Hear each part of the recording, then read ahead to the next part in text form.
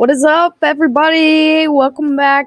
For those of you who were in Dad's stream the last game, welcome back. For you who are just joining us tonight, let's go. Let's get it. We got a big game tonight. One of our better primetime matchups of the season.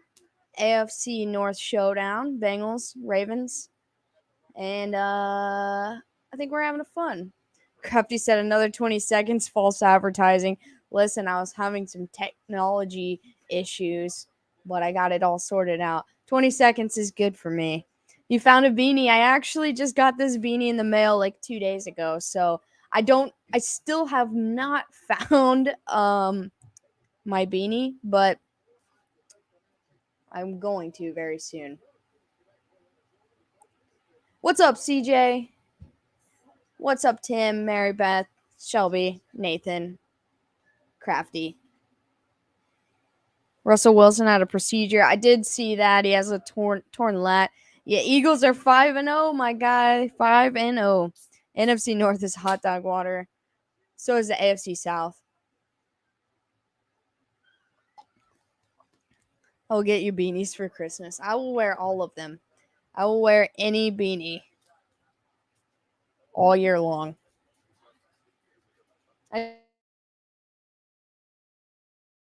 It's beanies, so I can have an excuse to wear those every single time my face is in front of this camera with you guys. I did, and it was the strangest thing. Like 2 or 3 days ago, I had it on my head, I believe in this stream, and then I took it off to either, I don't know, take a shower, or I was getting ready for work the next day, or I don't know what. I took it off, and within like 5 minutes of me taking it off, I never saw it again. Like, I went looking for it. I don't know what it was. I'm feeling the Super Bowl. CJ, I said it in July. I said it in August. I said it in September. The Eagles and Chiefs will be in the Super Bowl. And I even put money on it. I've got a screenshotted bet of that. I've been saying it, and I believe it still. Eagles and Dallas next week. Not a Cowboys fan, but their defense is tough. You know, this is the first time in years that I've been saying that I will say this. I'm excited for an NFC East divisional game. Like, I'm actually excited for that game. Boo every Philly sports team. I know St. Louis Cardinals fans are hating hard on Philly right now. So that's fair. The cat probably took it. You're probably right. He's probably got it stashed in his little bed somewhere. The ghost cats from the basement. Or the ghost cats. We haven't talked about that in a while. It could have been. They might have come up the stairs and snuck in here while I was busy and took it. The Giants are 4-1, and they may be only the third best team in their division. That's crazy to say. It really is. I told you, it's a passing of the torch. The NFC East handed the AFC East the dumpster fire title this season. And they've yet to prove otherwise. I'm riding with Seattle in the playoffs, baseball-wise, but I'm riding with them till the end, man. Ghost Cats. Long story short, when my dad bought this house and they finally started getting some backstory, there were a lot of cats that died here. Just to sum it up, it was pretty horrible. No, they weren't like people didn't go and kill cats or anything like that, but it was just a horrible situation, and a lot of cats died in this house. The Jets scored more points today than the Packers, Rams, Lions, and Jags combined. Yo, dude. Jets are the best team in the AFC. That got Zach Wilson. We're about ready to get this game off and started. I almost forgot what we were doing. We were just hanging out in here. What's up, Shy? Let's go. What's up, Trev? Me and Joey and his cookies. What's up, Lisa and Joey? I hope you're having a wonderful night. Let me get this scoreboard up here. We are about to kick off what's going to be an incredible, incredible game. I already know. I feel it. Trev, nice to see you, man. Philly's going to get the ass whooped in the... Who do the Phillies have next? Do they have the... No, the Cleveland has the Yankees. Seattle has... I don't remember. We were celebrating the Eagles. Yo, I've been celebrating the Eagles since their week 1 win, and I was like, I told you guys, I told you.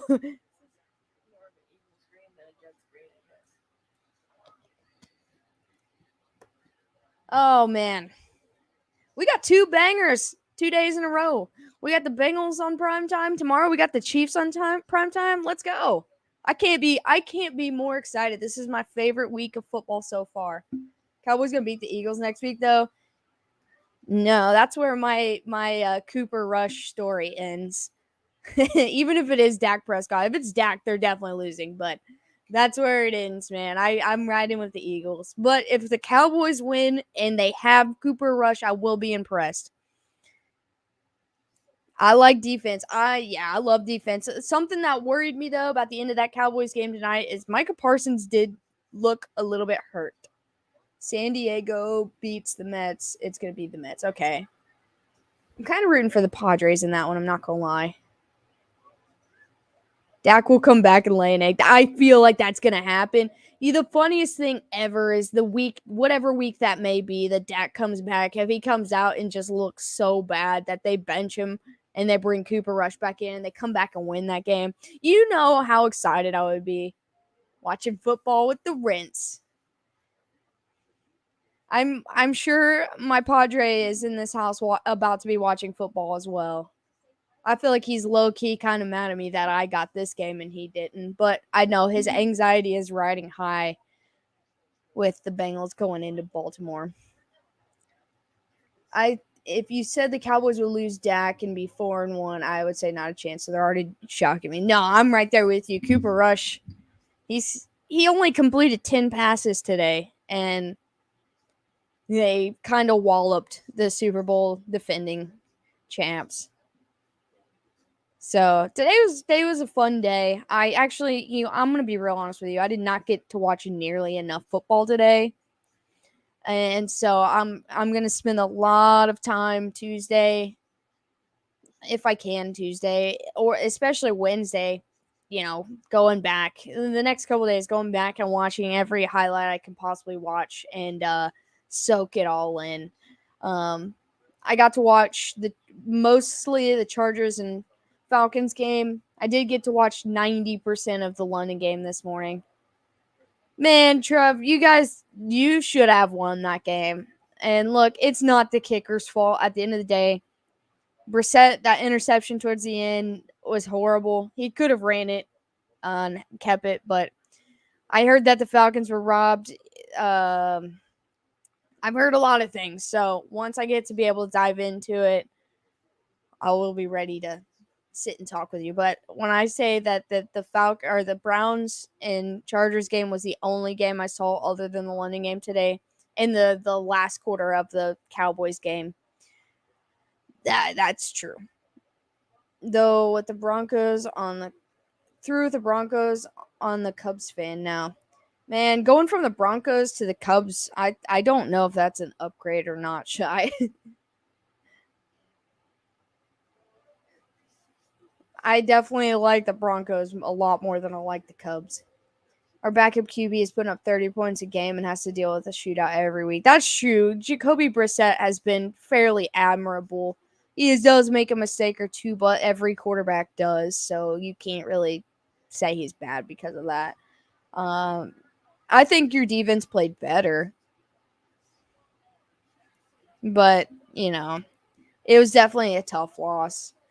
I only took the Chargers on that game, and it was the literal only reason is because the all-time meetings between the Chargers and Browns, the Chargers had the Browns beat by a handful, and so I couldn't decide on that game, so I went with history. He's just missing the clutch gene. Tonight, though, we got young stud Joey B, and I don't know if I can call him young stud because he's right in the same category as like age of Patrick Mahomes and Lamar Jackson. Let's see. There's two key things that I want to see is Lamar's defense gonna step up and play 4 quarters, and is Joe Burrow's offensive line gonna step up and play for 4 quarters? Those two things right there determine who's going to win this game. The secondary has to be better for Baltimore, but that pass rush is, if they're good and the offensive line plays okay, he might be all right. I don't know. Will Rule still have a job tomorrow morning? I don't know, man. I don't know. I've been waiting for that call for like ever now. Wait, is this the same girl?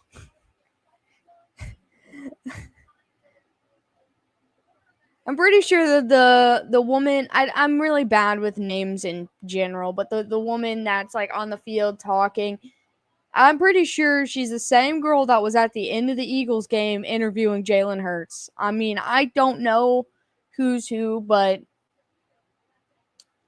they look the same. Burrow throwing 2 picks at least. I think Lamar and Burrow will throw a pick each. I think that's gonna happen. This is gonna look, as much as like I think that the Bengals are capable of winning this game.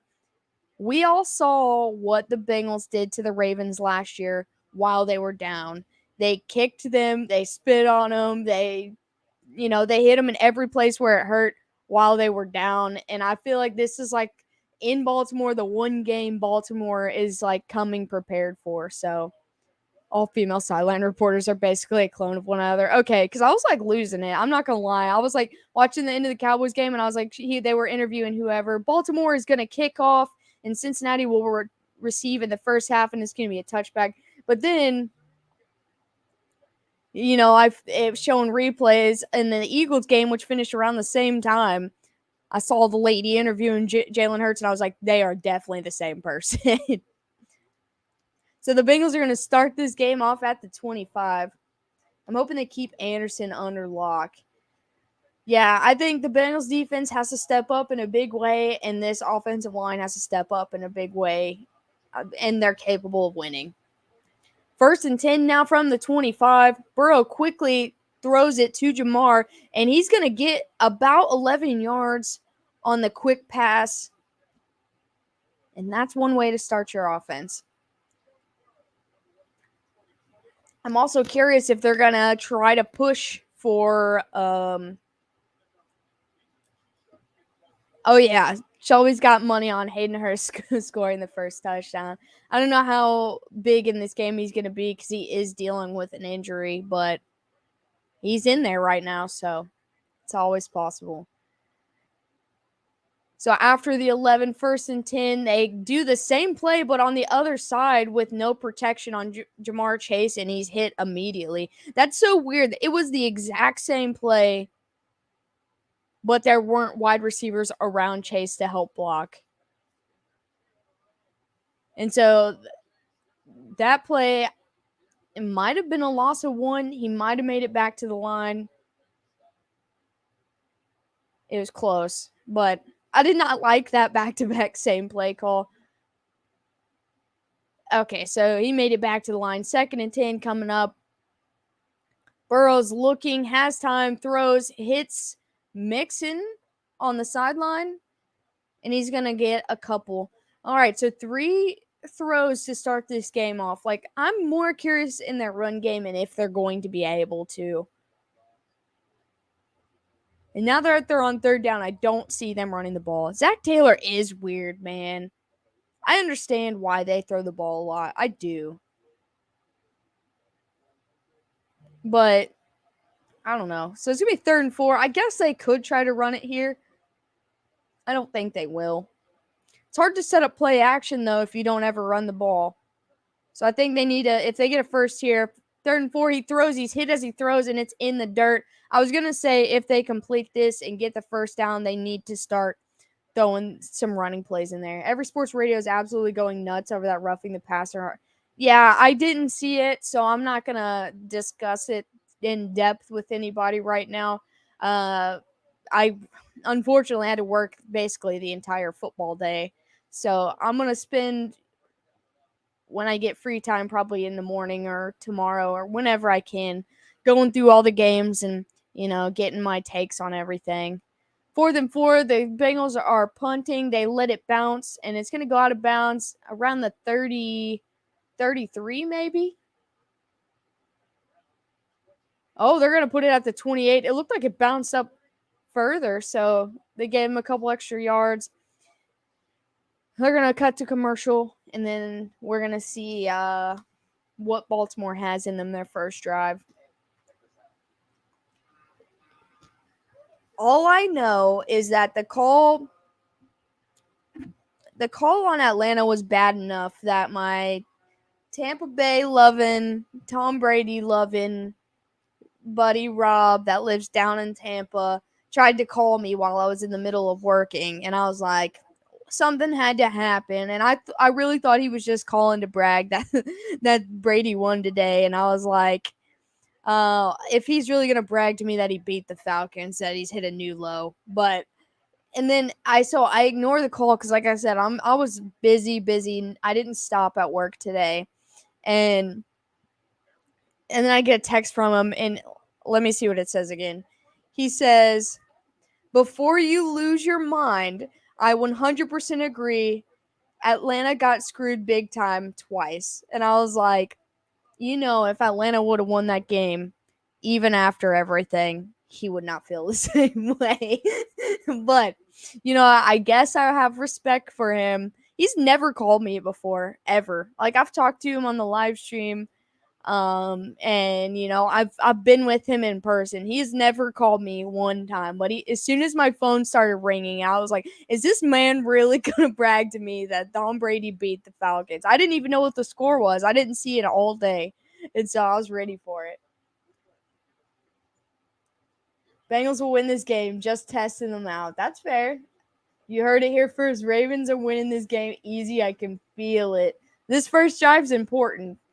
Now that we've seen the Bengals first drive, this first drive for the Ravens is important to determine which way this game is going.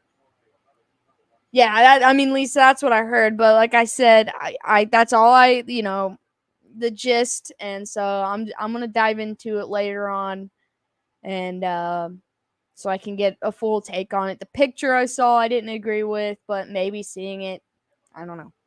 I'm not gonna justify any refs though because I think they've been horrible all season. Now they're showing Baker Mayfield and Kyler Murray because they were both the Heisman picks and first round picks. Or wait, they were both Heisman picks. Every single person, but that ref is saying that call. Yeah, I've seen a couple like that. 1st and 10 from the 30. They fake a handoff, then he throws it to Mark Andrews, and he's powering forward for about 7, maybe 8 yards. I don't know when the whistle was. Okay, so about 7 yards is where the whistle. Lamar's about to snap. I'm telling you, listen, I love the Bengals. I want to see them do well, except against the Chiefs. But I really feel like, they were all taking notes last year while they were getting the crap kicked out of them by Cincinnati. And this is the one game they came prepared for. Yeah, that's what I'm saying. They did not forget. And this is like a hard-nosed team, and it always has been. 2nd and 3 coming up. 12 minutes left in the first. Now, you're going to have to forgive me because I don't know which running backs are in and out for Baltimore right now. So they hand it off up the middle, and they're going to get a first down. I didn't even see what number they handed it off to. Oh, people are getting snippy. Okay, that was J.K. Dobbins, and he gets the first down.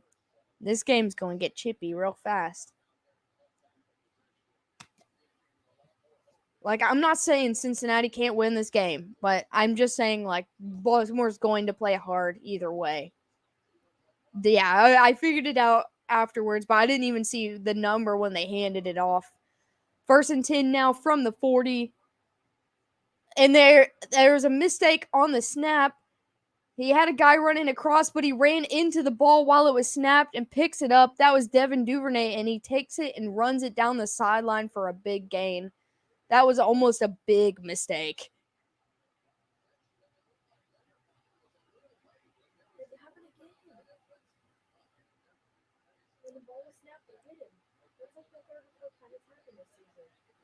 Yeah, Devin Duvernay ran across the screen, and when the ball was snapped, it hit him, and he picked it up and got a first down and about 5 or 6 yards extra on the carry. In no other scenario could I seen that going well. Now on the Cincinnati 48-yard line, they fakes the handoff, and then he tosses it to Duvernay again, and he's going to get about 9 yards. What a broken play. Yeah, gotta love seeing a busted play work. Yeah, Ronnie Stanley is back for his first game, and I think they said like 32 games or something. All right, 2nd and 1 now. They got a guy in motion. They hand it off to Dobbins again. He gets the first down, and he's getting tripped up. Gets about 6 yards on the carry. R.I.P. Bengals. I'm not going to say it's over, man. I'm not going to say it's over.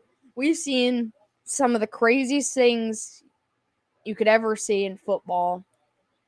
This game could end in a tie for all we know. Like, Baltimore could go up 40-3 in this game somehow, like, go into overtime. I'm not ruling nothing out. 9:45 left in the first. They got Duvernay lined up behind Lamar. And he tosses it to him to the left. He gets 5, 10. I don't know how he just keeps getting through. I think it's because he's so small and has so much speed. Picks up another first down. The Ravens are moving right now. It feels 34-17. That's, shoo. Man, that play, I don't know how he stayed in bounds so long either. 34-17. That's pretty bold. All right, from the 21 now, 1st and 10. We haven't really seen Lamar push the ball in the air yet. He's rolling right. He's looking, and it looks like he's just throwing it away. I was going to say, as soon as I said that, I was like, is he going to take an end zone shot right now? But he just throws it away. 34-31. Shoo. I can't tell yet if I haven't been able to tell if I thought this game was going to be close. All I knew is there was going to be a lot of points scored. Whether it be by one team or spread out by both, there were going to be a lot of points scored. 2nd and 10, 8:49 left in the first quarter. Lamar's alone in the backfield. Quick throw to the middle. And I am not sure that was number 3. It was incomplete. Is that Demarcus Robinson? I don't know what number he took.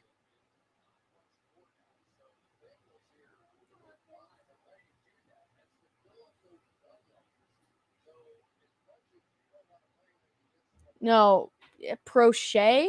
Is that his name? James Prochet. 3rd and 10 from the 21. Lamar's looking. Pressure's coming. He throws. Let's go. Gets rid of it. And he hits, what's it, likely? And he's only able to get a couple yards. Let's see if Harbaugh makes a mistake of not taking points and not going for it again. I'm projected to end up with 60 points, and that is with having Lamar and Chase still to go. Whew.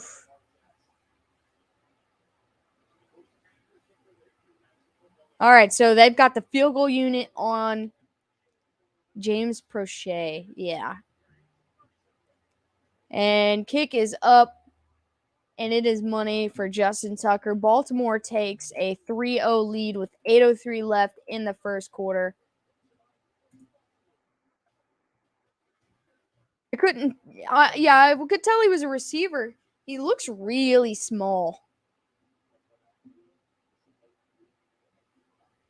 If he's a backup tight end, or maybe you're talking about Likely. Likely is probably the backup tight end. I was going to say, he looks very tiny.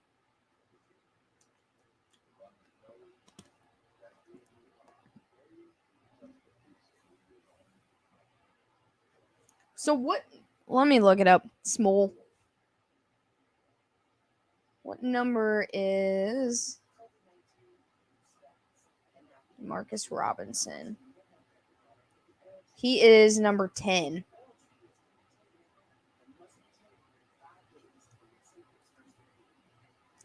And what was his name? Prochet. Let's see how big he is. He's 5'11", 191. So I guess he's an average small. Do you think Dan Campbell will be fired as the Lions head coach? I don't think so. No, not at all. That city loves him.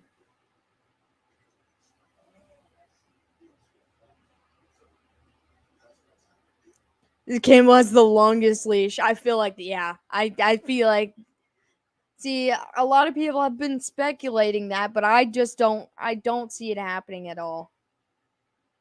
Maybe in a year or two if they still have accomplished like nothing. But I think Belichick has the longest leash. I don't know. There's been rumors. They're like, oh, 3 years without Brady and blah blah blah. And I was like, I don't know. I don't know how I feel about that. Belichick being on a hot seat. Like, I think Harbaugh for the Ravens is more likely to be on the hot seat than Bill Belichick. He could probably murder someone.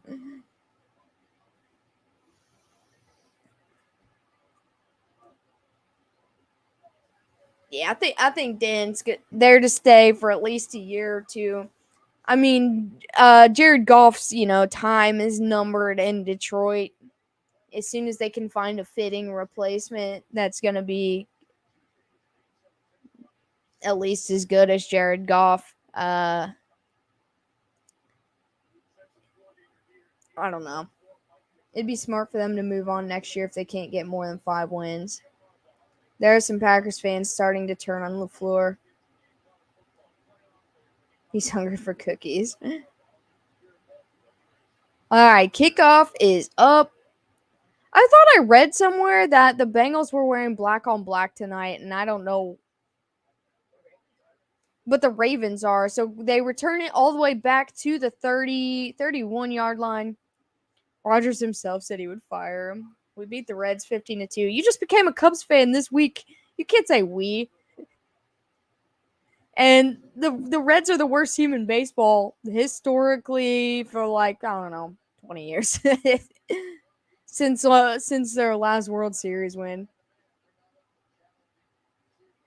Man, the Reds are just bad. The Reds fans have given up on the Reds a long time ago. That can't hurt my feelings. 1st and 10 from the 31. He tosses it to Mixon, the first rush play of the game for the Bengals, and it's going to be a loss of 2. But listen, the Cubs are all right, except for they're the Cubs, so they're not all right. But in a division with the Brewers and the Cardinals, the Cubs are just as bad as the Reds, man. Except for the Cubs have more guys with names in the league already. 2nd and 12 coming up for the Bengals. He's got Chase and Mixon in the backfield. And he hands it off to Chase. He makes a cut and misses the tackle. And he's unable to get around the next guy. No blocking, no yards, right? OMG, I'm going to laugh my butt off when the Mets lose. I hope so. Yeah, that's what I'm saying. Like, let's go, Chiefs Kingdom. Chicago will hang their hat on that forever. Oh, I know. One of my closest friends is the biggest Cubs fan in the world. He has been his whole life. And he still just keeps telling me the Cubs are better than the Reds. And I'm like, I don't even care, man. He also said Carson Wentz would win MVP last year. So there's that. That's how much his opinion means. 3rd and 12. Burrow's under pressure and he's brought down back behind the 20.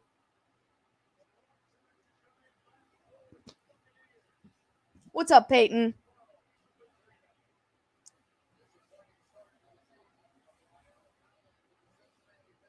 That was an ugly sequence.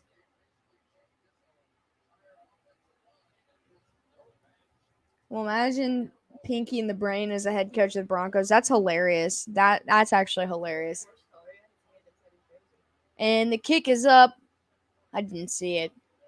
And he's going to return it from the 28. He cuts back and he's only able to get to about the 32 or 33. I feel like he saw a lane and got too nervous to take it and then just got smacked. Which is fair. 5:55 left in the first quarter. Baltimore's going to take off. Is Hacky Pinky or the Brain? Oh, man, that's tough. I'm going to go Pinky. Joey got tossed like a kid off a building. Tomorrow night will be my first time watching Tay on TV, not in the Packers uniform. It's still weird. Wilson is obviously the other. Yeah, I can agree with that.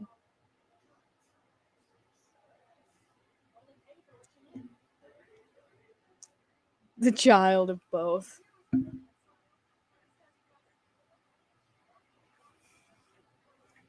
So I'm curious to see if the Baltimore offense is going to be able to move the ball as easily on the second drive as they did in the first. Obviously, they got the stop, and had to settle for a field goal. But I want to see if like the Cincinnati defense plays more tight or they shift their focus. The way Russell's playing, they should just bring up Inkpa. I don't know who that is. Hackett is Patrick and Russ is SpongeBob. Don't disrespect SpongeBob and Patrick.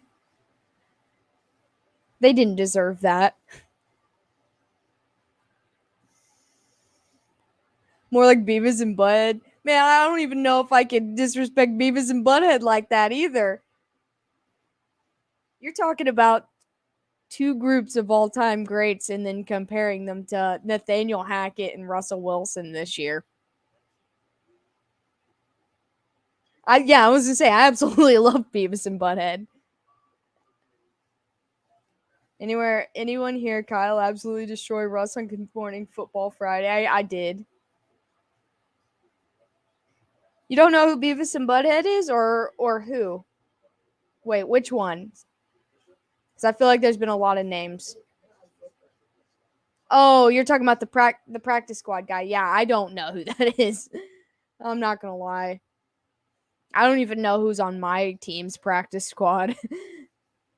Other than they signed a wide receiver the other day. But I don't even remember who it was. Chris something.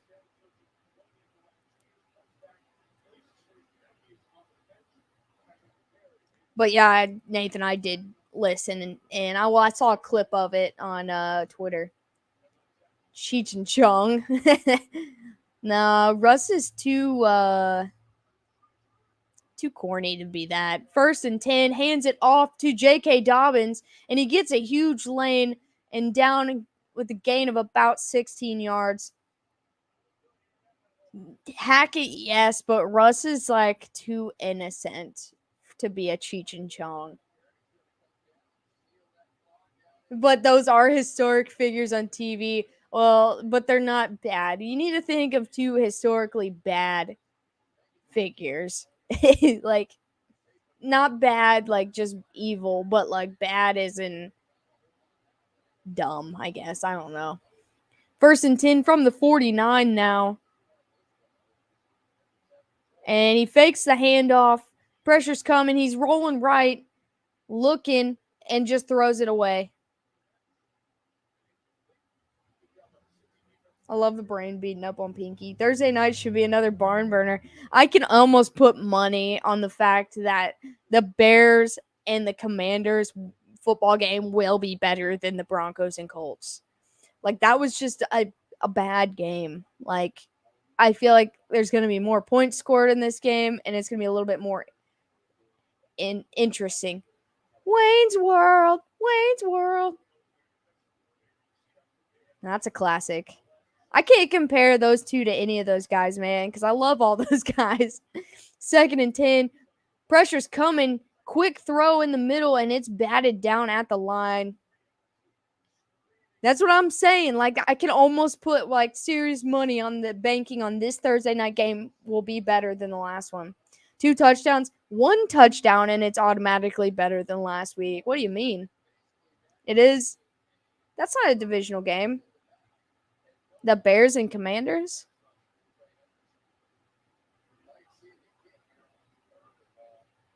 Or unless you're talking about the Vikings game today.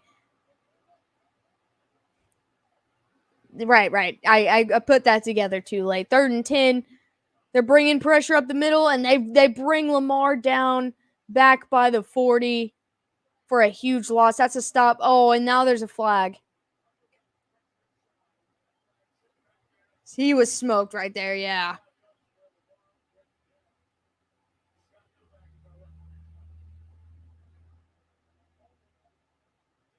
So they're saying holding on the defense on Awuzie. Brickleberry. I need to see this hold.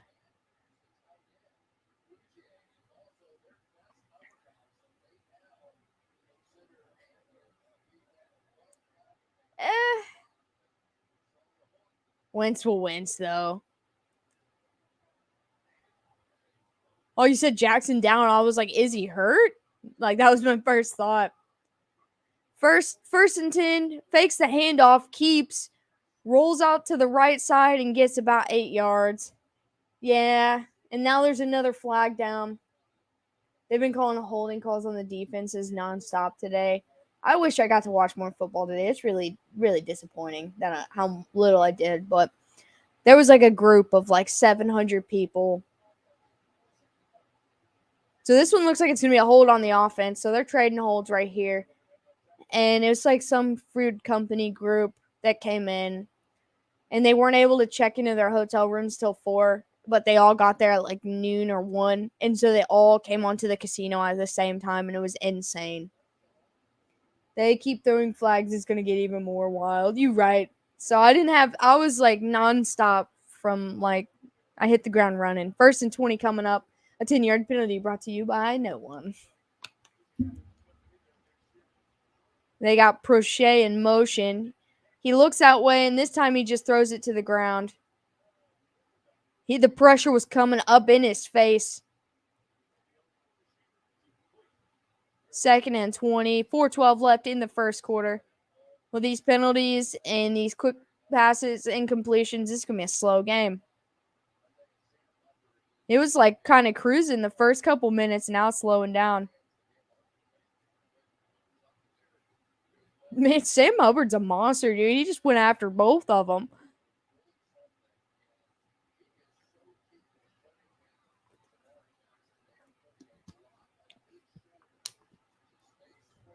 What's getting ridiculous is the personal fouls. Agreed. 2nd and 20, he throws, hits Devin Duvernay, and he's able to only get about 3 yards max before he's pushed out of bounds. Yeah, officiating this year has been rough to watch. 5-yard penalty on Puppet for being late to the party. Yeah, what's that all about?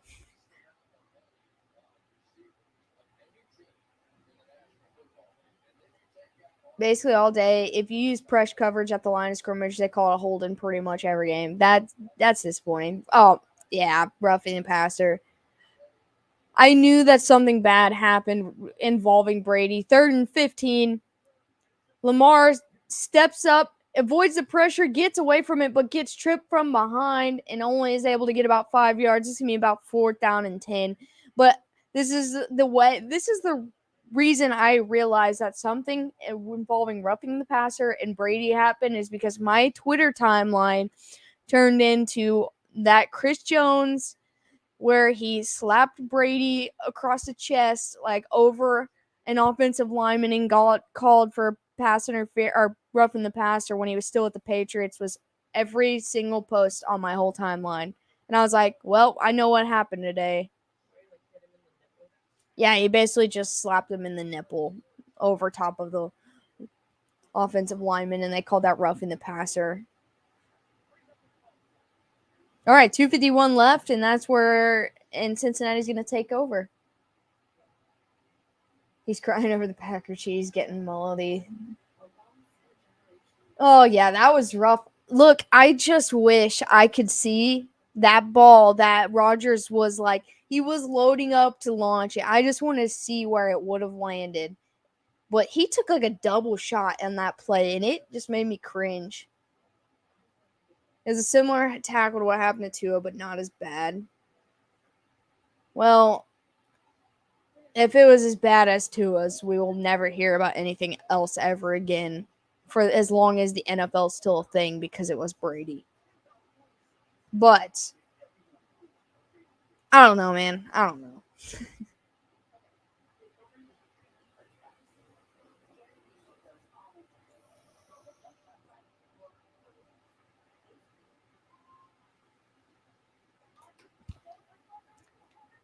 True story. CBS aired the 1988 Sun Bowl and got bad ratings because NBC aired the AFC playoffs with the Oilers and Browns at the same time.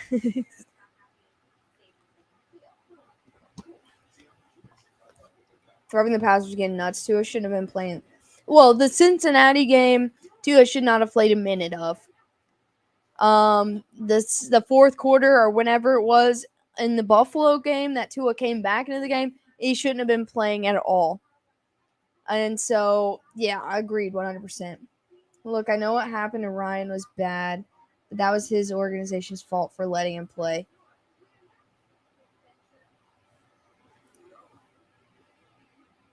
I do got the perfect question for you, though. What year did Brady get hurt, and who were the Pats playing against? I'll give you a hint. It was week 1. Only Alex can answer.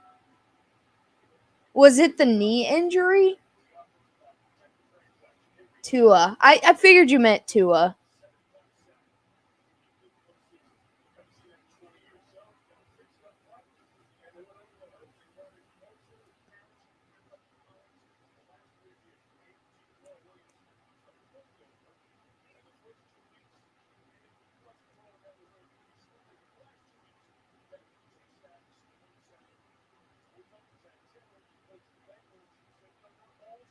All right, so Cincinnati is taking over the knee injury in 2008. Was it the Raiders? Is that why you're asking me? Listen, I really, as much as I don't like that guy, I try not to watch Patriots games at all. 1st and 10, Joe Burrow keeps and gets about 3 yards straight up the middle. Was it the Chiefs?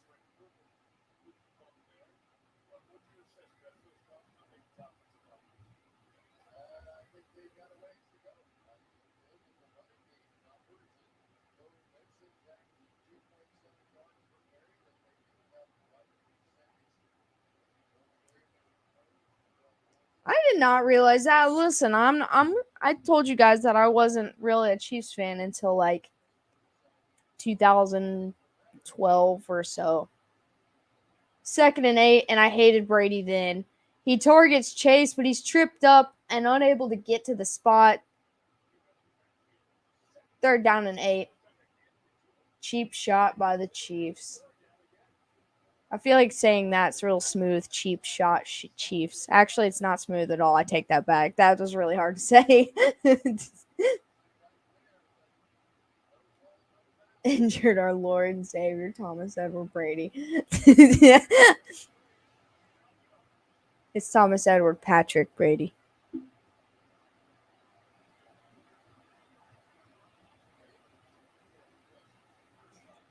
Big 3rd and 8. Dustin said it too. 3rd and 8 from their own 11. The Bengals look. Burrow throws, checks it down to Hurst. And he's shoved out of bounds short of the 1st down. Things are getting a little bit chippy, honestly. Cheap shot 2016 on Carr. I do remember that one. I didn't know he was Catholic. Is Dave C. Skip B? I don't think so. I don't think Skip is a Packers fan. So the Bengals are going to punt here. Kick is up. And it's going to bounce around the 50 all the way back to the Ravens 36 or 37. Drip Bayless. The Pope doesn't like divorce. Ooh, a dating site. That's what I'm saying. Like, Dave can't be skipped because I don't think he likes the Packers. But I guess a lot of times the Packers fans don't like the Packers either. Especially today. But yeah, back to that question. In 2008, I think the only thing I cared about football related was Peyton Manning, like honestly. And so, that era of football. Didn't Matt Castle QB more than one, like 2 different years? Like there was like a year he didn't. Like I'm pretty sure. Like I remember in like I don't know, I'm really bad with dates, but like 11 or around 2011, the Browns' best QB.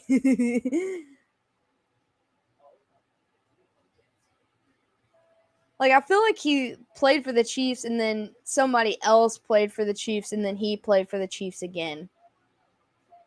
But then again, the Chiefs used to have as many quarterbacks as like the Browns or like the Panthers now. Yeah, I was gonna say I feel like he left. He played there for a year, maybe 2 left, and then played for 1 more year, and then never came back.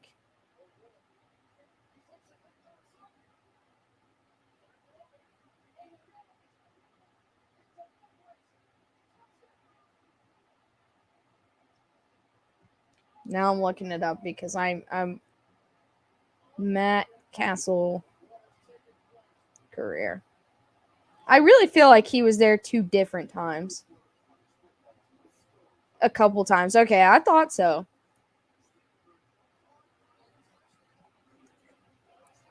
He was actually there for 4 straight years, 5 straight years.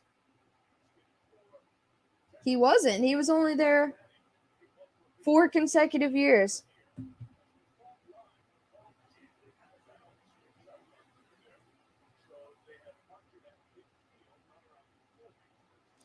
Okay, so they're saying that punt went out of bounds and bounced back in. And so they're going to be lined up at the 50.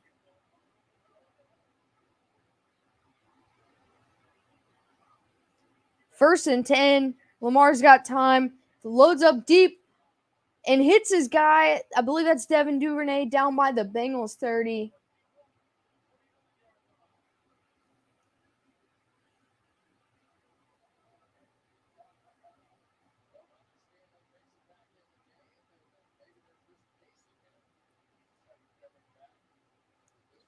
I remember Matt Castle a couple times, and I know that Trent Green was the Chiefs QB for a couple years, like 4 years or so.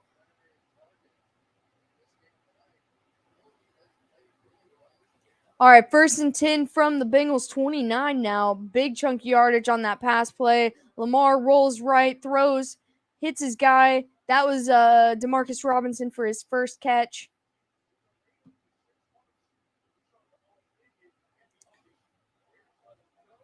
Didn't we have Chase Daniel for a year?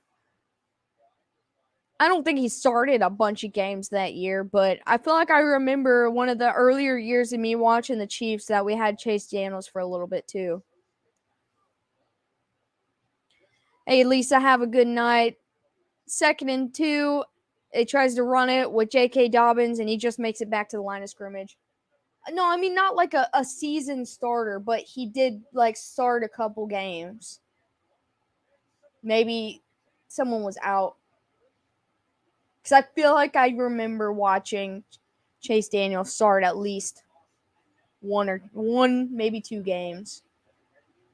2013 and 2014. Okay, see, I do remember that.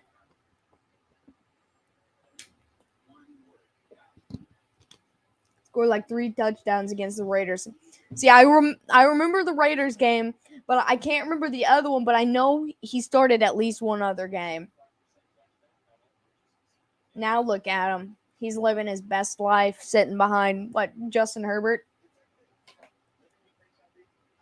Wasn't expecting no touchdown in the first quarter. I was not either. Both these defenses really stepping up, getting it done.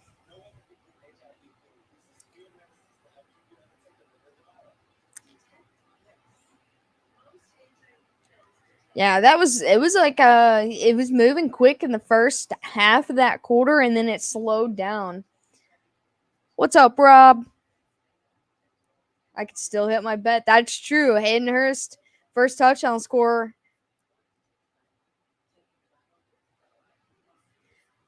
Is still on the table. Nice to see you, Rob. I had a feeling that I would see you at some point today. Tomorrow is also going to be a fun one if you I told him you texted me today. I was like, I don't know what happened, but Rob tried to call me. I felt you in my soul that you were going to at least come say hi or something. What's up, TJ?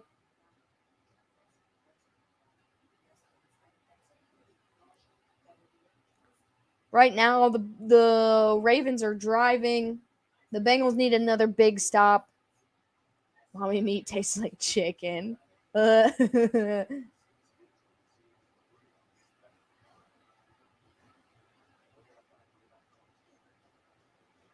did, Rob, and I didn't get to text you back because I was trying to get home so I could eat dinner and get to the stream. But when you called and texted me, I was like at work, and I was just telling all of them, like 700 people in this group, this massive group showed up, and I was completely like slammed, and I didn't get a stopping point at any point of my shift.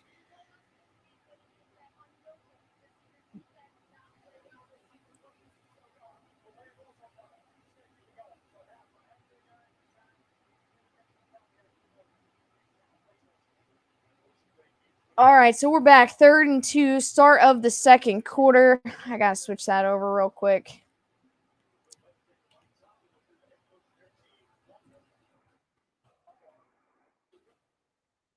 From the Bengals 21.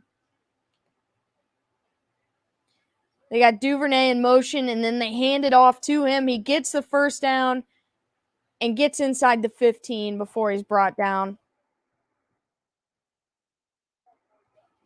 That is the answer, Sean King. Wait, what was the question? I didn't see it.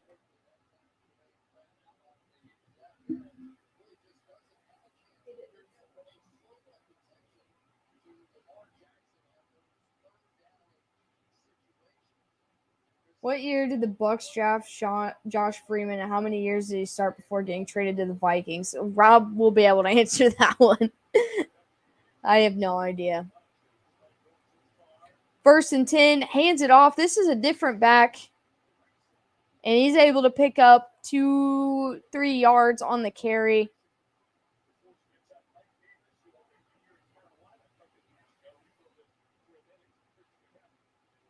Who was that? Number 28, Davis.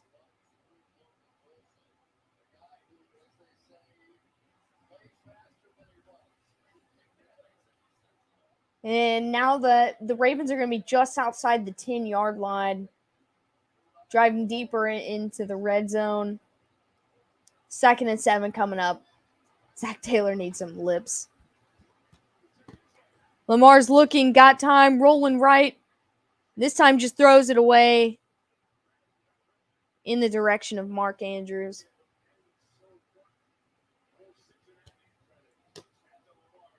Zach Taylor needs a running back, yes.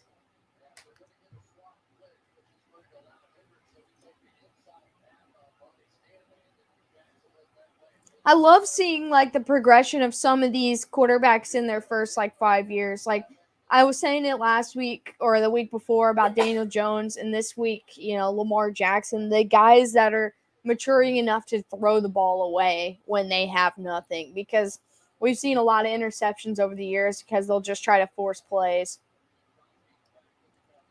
3rd and 7. Lamar throws, hits Mark Andrews into the end zone for the first touchdown of the game. If it was any Raven, that would be the one that I wanted it to be. I love Mark Andrews, dude. Baltimore strikes first. I know they already have 3, but touchdowns are much bigger in a low-scoring game than a field goal. I'll be listening. I shall be here. Because he threw the moon ball on 12 or 13. And Justin Tucker on to kick the extra point. Kick is up, and it is good. Baltimore takes a 10-0 lead to start this game. Still plenty of time on the clock. At least Zach Taylor had a U.S. president named after him. I guess.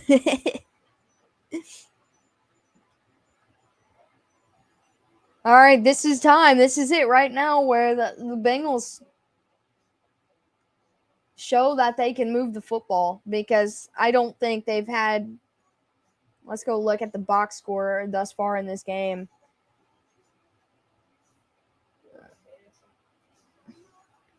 Burrow's thrown for 22. They've rushed for 0. So they've had 22 offensive yards in this game. And they need to figure it out right here.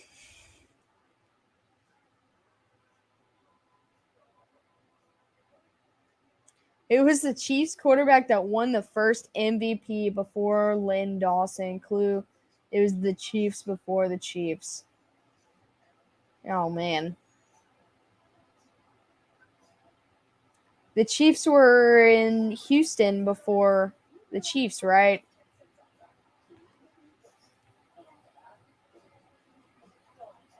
I was about to ask you if it was a quarterback, but you literally said it was the Chiefs quarterback.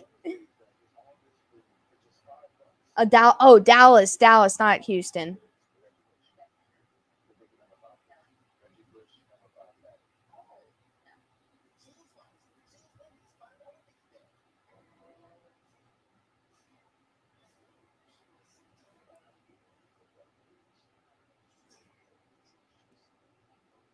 Oh, I don't know. That was way before my time.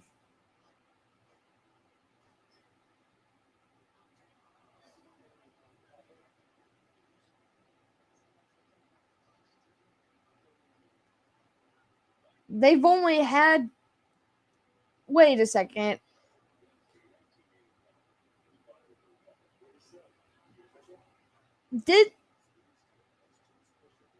Did Lynn Dawson win an MVP?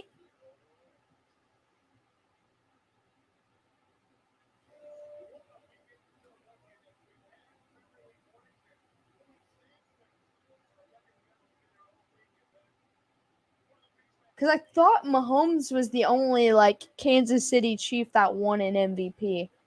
Did Lynn Dawson actually win one? Yeah, I know you said that before Lynn Dawson, but I thought as the team was a Kansas City. He won a Super Bowl MVP, but okay. Kickoff is up, and they return it and get it back down to the 28-yard line. That was Chris Evans on the return. I really like Chris Evans. Cotton Davidson.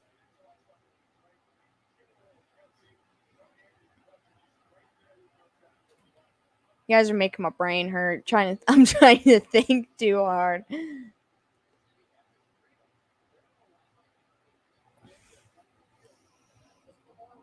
Got him. The Miami High School Dolphins played the Jets today. That's a fact. All right, from the 22. I feel like I said the 28, but I meant to say the 22. Hands off up the middle. and gets down to the 25, gain of about 3 or 4.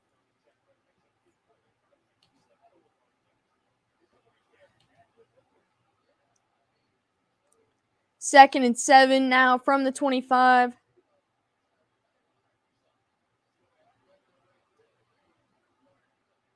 Did the Finns shoot their bolt in the first 3 weeks? It's maybe too soon to tell, but they did lose their backup for a little bit as well, so I don't know. Pressure's coming right up the middle, and nobody had him, and down goes Joey B. Here's one for Papa Blood. Who is the Bengals wide receiving core in 2011? 2011. I'm trying to remember which year that is. Man, he came straight up the middle, untouched. And that's a sack for... Yeah, they were down to their third. I was going to say, was that one of the years Ocho was there?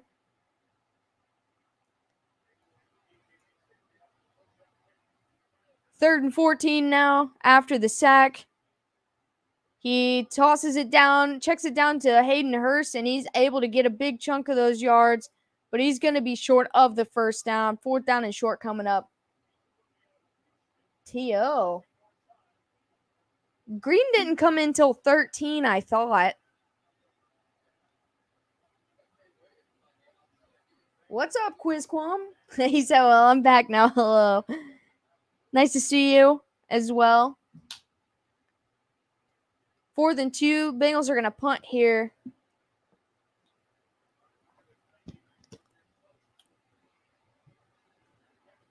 And Huber on. Kick is up. And he calls for the fair catch out about the 30-yard line. It might have been the T.O. year. I know Green was not there yet. I want to say he was drafted in like 13. 12. Okay, yeah. I was so bummed my Packers stopped playing football before the game was over today. I would give anything to see where the ball that he was loading up to throw on that last play was going to end up. Like, I was pulling for you guys this morning. That shot he took, it wasn't the first guy that was bad. It was the second guy that was bad coming in. I was just like, ugh. Oh, yeah.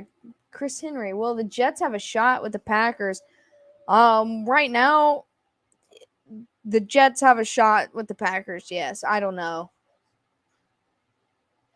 We didn't start till the second half against New England. I mean, the Packers have just not found a groove and any consistency right now. The Giants rushing attack, yeah, definitely. I mean, the Jets have got a good rushing core with Michael Carter and rookie Breece Hall. But who's to say, that the Packers secondary doesn't slow up this Jets team? 2011. Oh my gosh. See, I thought it was 13. Nathan said 12, but is it really 2011, man?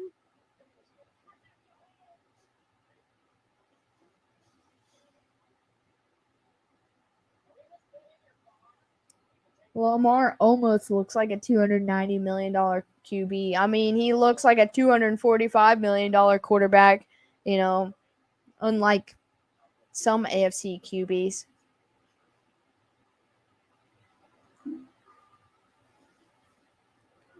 Green, Dalton, Marvin Jones. I believe so. Let me look. AJ Green's draft class.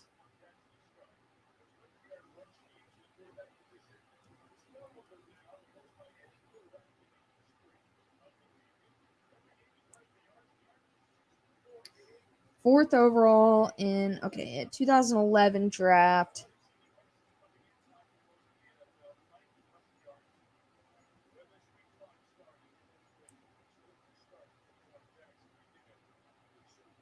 Cam Newton, Von Miller, Julio Jones, Richard Sherman, J.J. Watt, Patrick Peterson, and A.J. Green.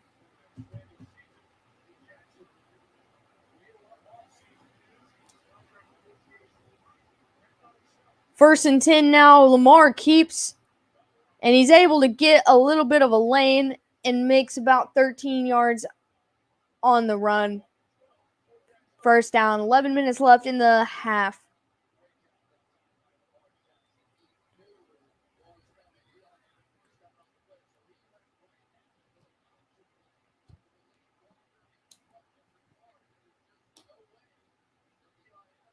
The old guard QBs are slowly showing their age.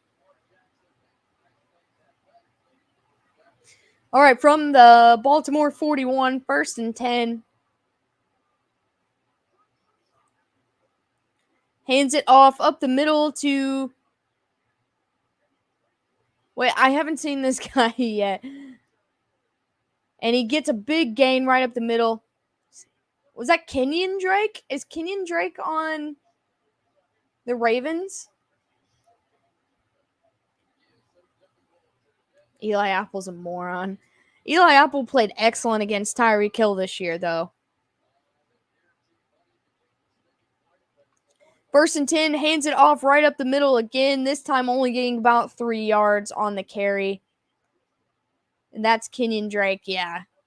For some reason, I thought he was still, like, on the Raiders. Okay, yeah, I was just about to say. We cut him and he went to the Ravens. I thought he was still there, like on the practice squad or something.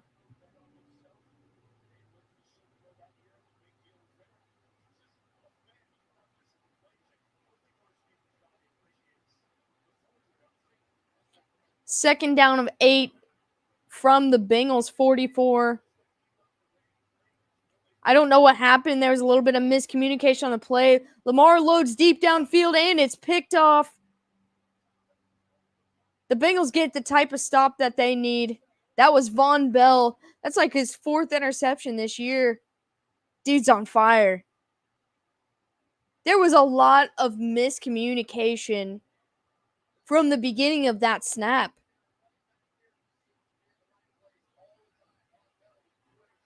Maybe that snap went the way it was supposed to, but from my end, it looked like a mess. But it looks like he just overthrew Demarcus Robinson, and Von Bell got up and came down with it. How did the cheetah get hurt? I did see that he was banged up. Listed as question. Well, him and Waddle were both listed as questionable before the game started. All right, so now it's gonna be first and 10 from the 17. They hand it off to Mixon. He's gonna get a lane, and he gets about 9 yards on the carry. His foot hurt when kicking a woman in the teeth. He got stepped on. Yeah, I was gonna say him and Waddle were already kind of hurt going into the game, so I didn't know if he got more hurt. How did that rookie Dolphins QB do today? I saw that Baker Mayfield was also in a walking boot as well today. Second and 1, hands it off again to Mixon. He gets about 2 and a first down. 8.5 minutes left in the half. This is where Cincinnati needs to capitalize and build some momentum with the turnover. Lost 40-10, so these are probably not good. I don't think he expected to ever play this season, or maybe ever. I'm about to see if anyone in my league wants Waddle. Yeah, he was the weakest link on my squad today. As soon as you trade him, Sam, he's going to turn around and score 40 points plus a game. Looks like Cincinnati's going to burn their first time out with 8 minutes left in the half.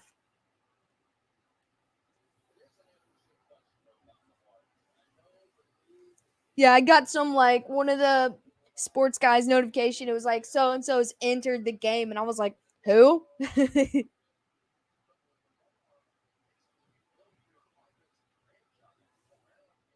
Skylar Thompson, that's right. It was close for a while, but the Jets exploded on both sides towards the end.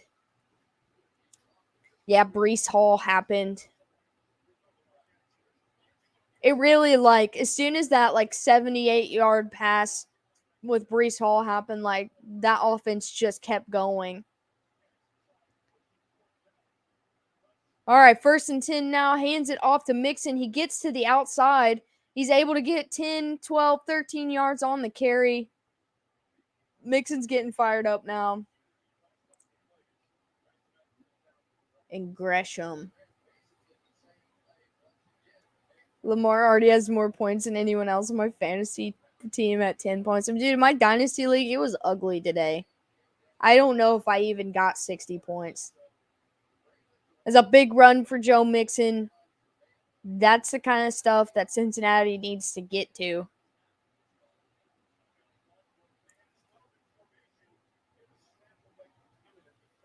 Now there's a flag on the field.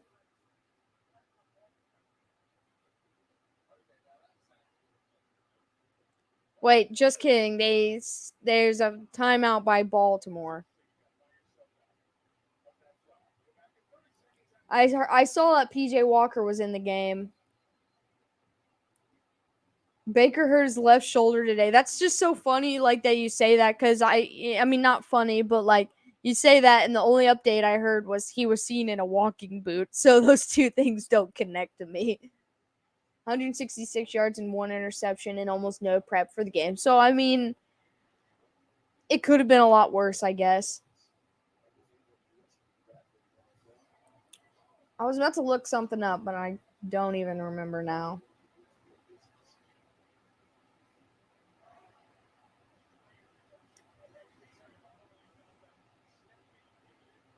Oh, so Baltimore had 12 men on the field. In the timeout, they were trying to call it before the flag.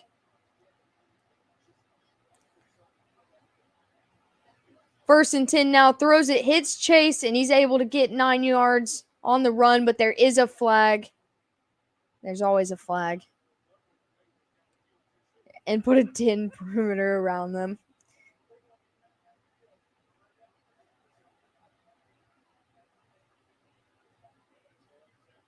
So there was an ineligible man downfield on Cincinnati. Nice of Pittsburgh to give Buffalo a bye week with girl hands on the field. That was ugly. Yeah, my dynasty fantasy team put up 36.96 points. I've got Tyler Boyd, Demarcus Robinson, and Evan McPherson. That's all I have left on this game. 1st and 15, Joe throws, hits. Who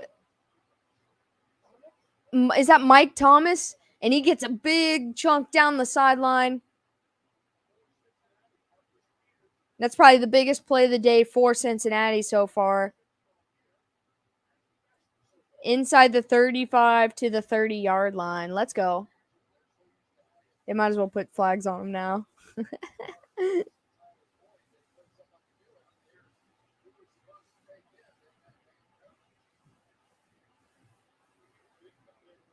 All right, so Cincinnati's offense is rolling. I told you, to the Bengals fans in here, that the Bengals needed to capitalize on the momentum. They hand it off to Mixon. He's able to get 10 yards on that carry. They're just outside the 20 now. The offense is rolling, and they're starting to feel like themselves again. Now that they're able to run the ball a little bit, their playbook opens here.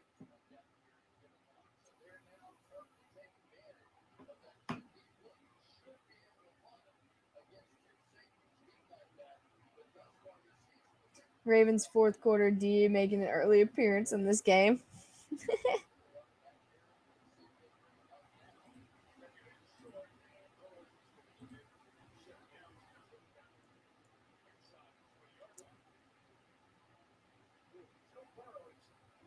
Third time, it's a sign. It's not a sign. Please don't click those links. It's not worth it.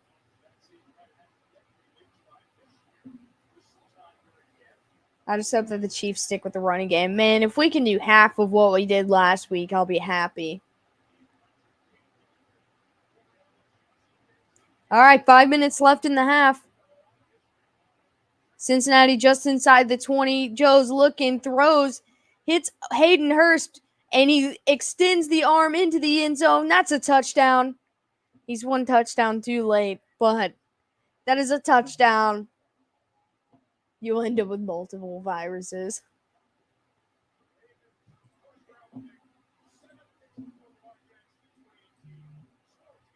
Now we got ourselves a ball game. We've got Evan McPherson on to kick the extra point. Is Dave spamming the links again? Probably. I actually tried to click the link earlier. It isn't a link.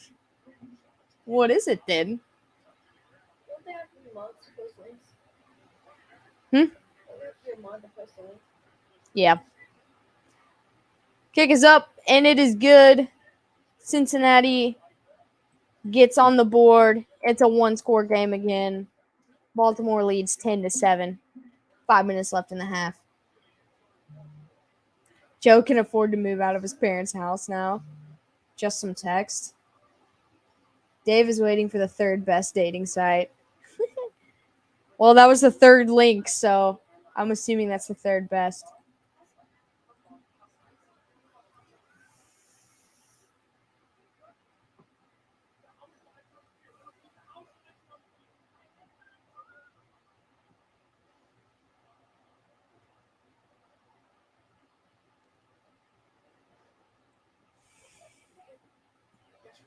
Put it back up. I think somebody's already blocked it. Is that the name of the app? Third best. Dad can't even handle pressures in a commercial. Need to get with the class of 07 homecoming queen.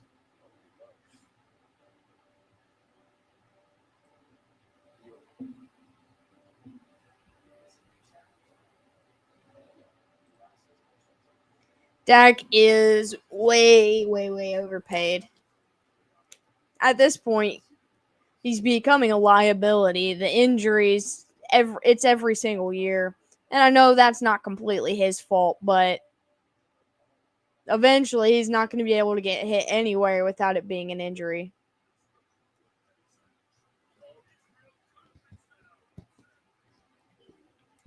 Cooper Rush is still undefeated as a starter in the league, 5-0. Last year beat the Vikings on Monday Night Football in the bank. That was just embarrassing. And this year he's 4-0 as a starter as well. That's crazy, man. When's the last time a quarterback started 5-0? Like in their first 5 NFL starts? Or has it happened? Is that next week? Oop, got my schedules right here. That is next week. And most of the talking heads saying that the Chiefs should sign him up. I don't know. I'm not sure. Like, I like our receiving core. I know there's talks of a couple different ones.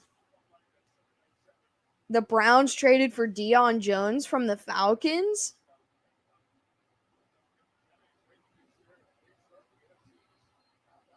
I did not hear that.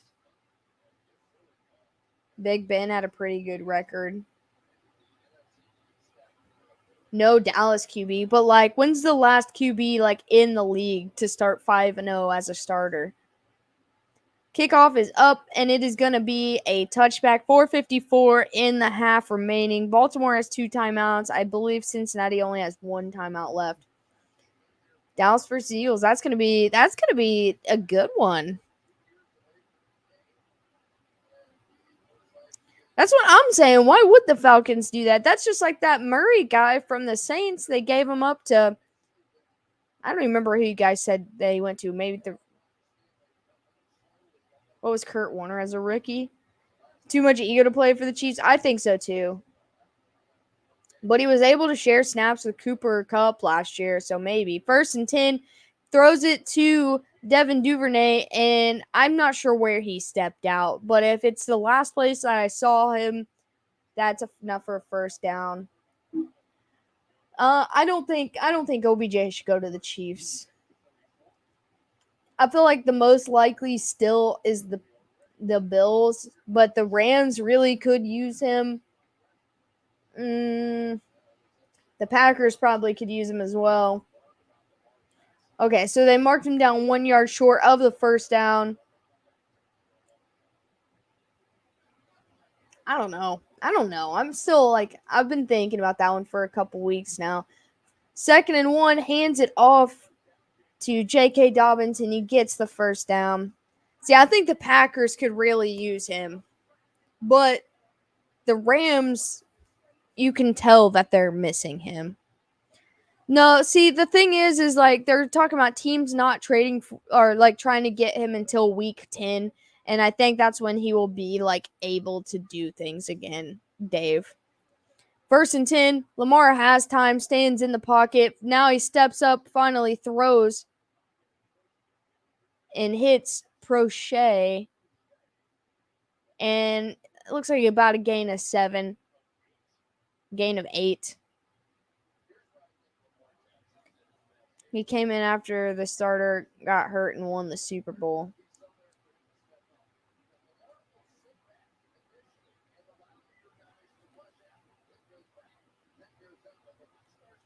Second and 3, hands it off up the middle. There is a flag. Hands it to J.K. Dobbins, gets the first down.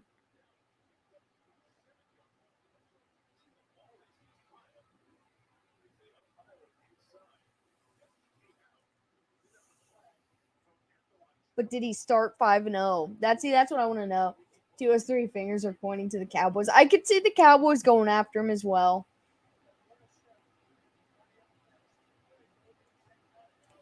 So there was an illegal shift on the offense, which is going to take away that first down.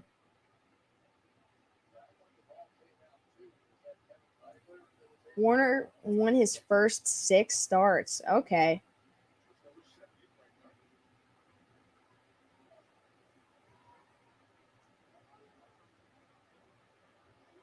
All right, 2nd and 8 now after the penalty. Lamar's looking. He's flushed to left.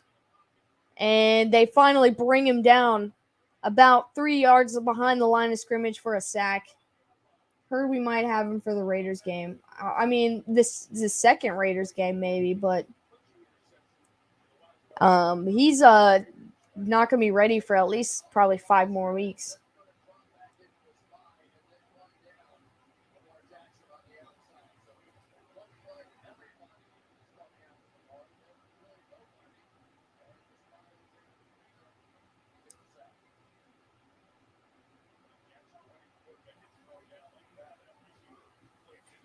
Third and 12 after the sack from their own 35. 2 minutes and 7 seconds left in the half.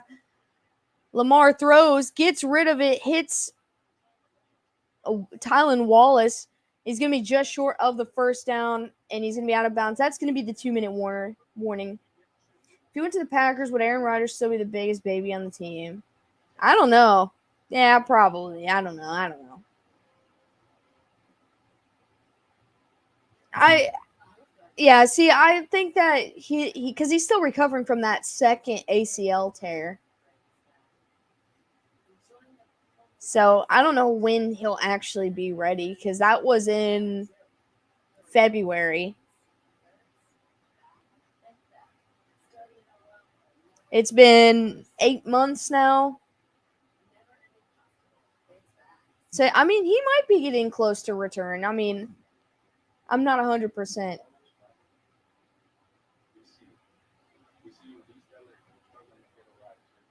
Okay, neither of these teams coming close to 30 points. I don't know. The second half could be crazy. The Ravens need to go for it. The Rams say they want him back because the Rams offense kind of looks horrible without him because they don't know how to throw to Allen Robinson, and Allen Robinson is just not the guy they wanted him to be, I guess. I think the Ravens should go for it. I would say that if it were either of these teams in this situation right here,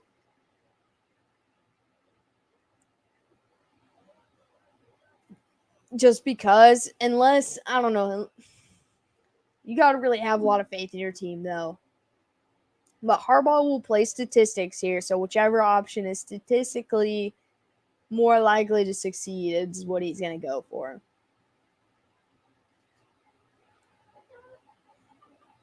I honestly see him either going to the Rams or the Bills, but Chiefs Twitter has been going crazy about it, so they might make it happen. I could see him in Baltimore also.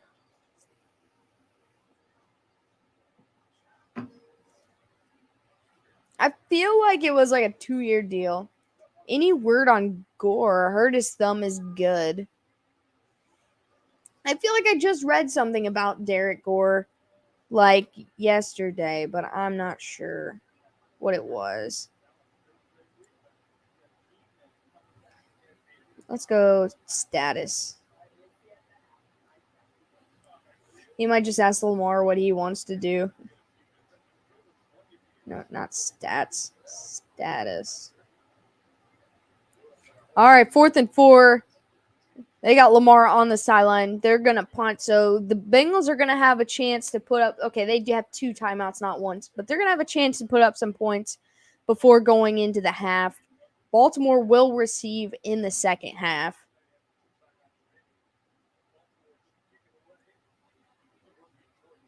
It says, barring an injury settlement, Gore will miss the remainder of the 2022 campaign.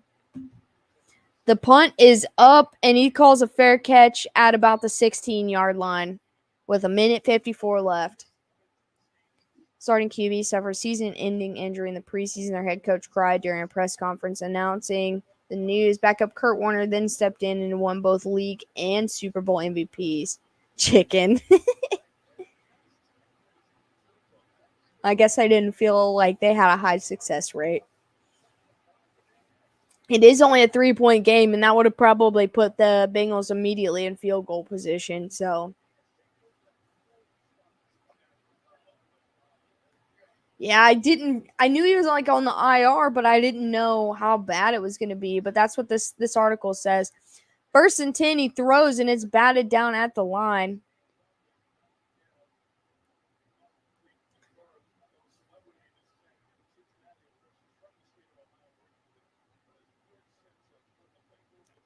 I think Derek Gore getting injured in preseason is the reason Ronald Jones made the starting roster, like the 53-man. 2nd and 10, 1:50 left on their own 16. Burrow's looking, and this one's batted down again at the line. They're going to pass too much. Both teams are going to punt again this half. That's what it feels like. Any word on Blake Bell? Did he get put on the IR?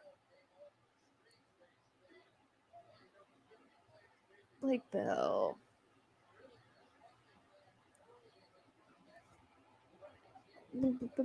Okay, he did get put on the IR. I don't know. All right, 3rd and 10. Burrow's looking, checks it down to Mixon. Wait, that's Pirine, and he gets the first down all the way across the 30.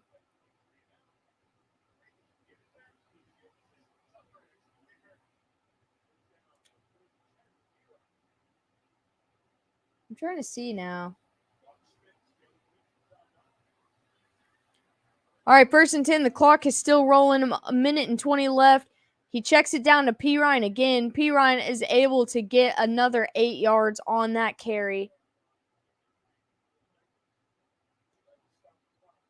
So it looks like he's still got some time that he's going to be out.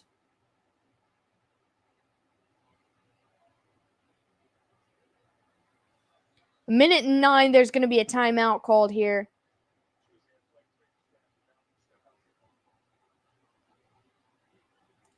I don't know. I feel like I would take Staley over Hackett.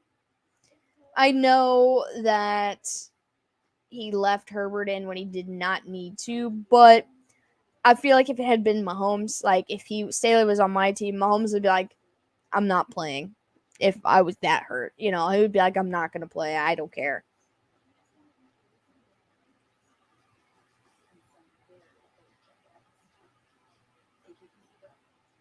Why is he struggling? What say you? I don't know. I saw him like hitting on Twitch streamers on Twitter yesterday, so I don't know. Maybe his mind's just not in the right place.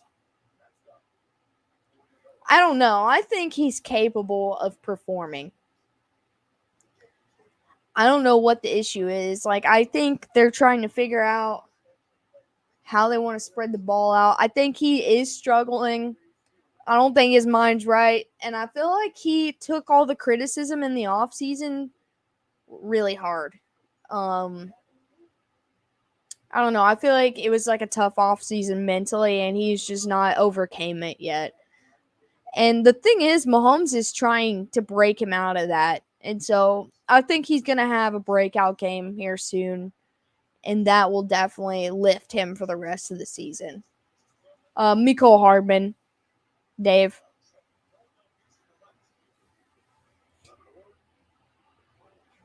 I feel like Andy Reid is really hard on rookies. So I feel like it's just going to take time before he's even more active. I think it's just going to, he's taking it slow and steady. I think Sky Moore is good, but I think, yeah, he's trying to live up to his last name hitting on Twitch streamers. I saw that, man.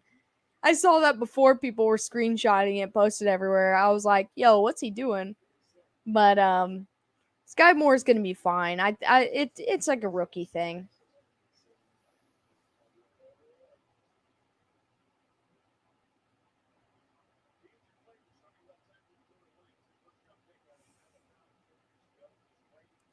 All I know so far is that he's already been ruled out for tomorrow, and I hate that. He's been practicing, so I think he's on the verge of getting there. 2nd and 2, they hand it off up the middle, and he gets a big chunk of yards. That's P. Ryan again on the carry. He just saw MVS in the shower and felt unconfident. That's probably true, too. All right, so they're under a minute. The clock's still rolling on their own 48. Burrow's looking, got time, checks it down to P. Ryan again. And he breaks a tackle, crosses the 50, crosses the 45, near the first down mark. I think Christian Watson's hurt now. 30 seconds left, clock still running. Cincinnati only has one timeout remaining. Burrow looks, throws down the middle, hits Tyler Boyd down at the 15-yard line.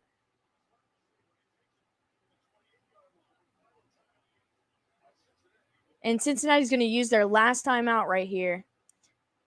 So P. Ryan has like 60 yards on this drive, yes. Well, I think like he got even more hurt or something today. I don't know.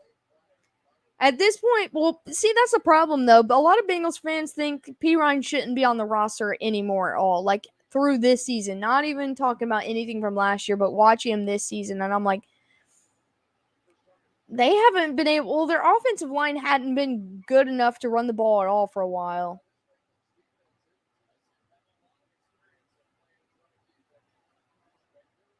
All right, from the Baltimore 25, 1st and 10, 23 seconds left, no timeouts.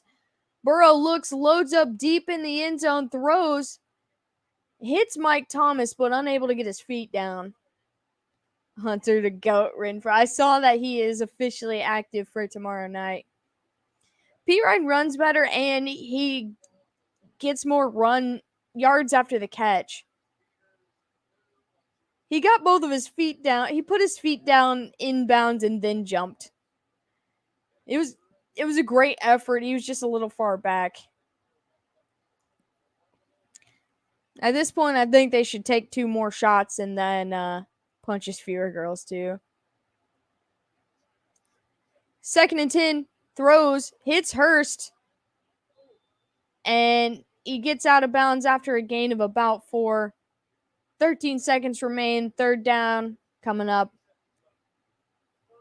This looks like an Evan McPherson situation. Take one more shot at the end zone. If you don't get it, kick the field goal. Go into halftime tied.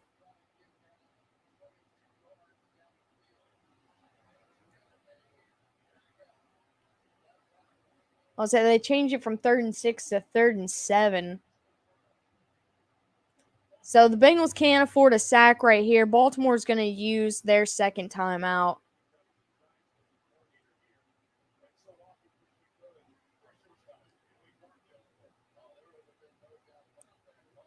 When do we get Willie back? I think it was a 4-game suspension after week 2, so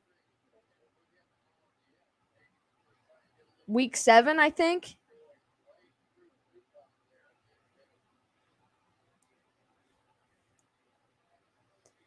I'm going to be big mad if Casey drafts a running back that's balling at Clemson. No one can tackle him. I don't know. We just drafted Pacheco. I think he's going to pan out, honestly. And they haven't given up on Clyde. He's been playing fairly well this year. So I don't know if they'll draft a running back. 3rd and 7. Burrow's looking, and he just throws it away. So Evan McPherson's going to come on for the field goal attempt. Yeah, they gave him that suspension, so he missed the Colts, the Bucks, the Raiders, and the Bills game, which sucks so bad. But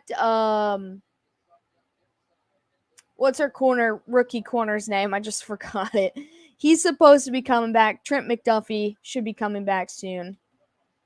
He's practicing again. All right, 40-yard field goal attempt for Cincinnati. Kick is up, and it is money. We've got a brand new ball game. And there is 4 seconds left in the half. Baltimore does have a timeout, but I don't see them trying anything right here.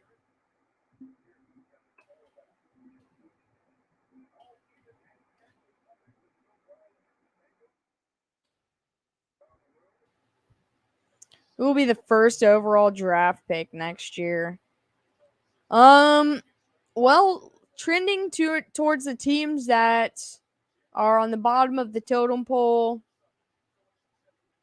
I'm gonna say that Ohio State quarterback, what's his name? CJ, yeah.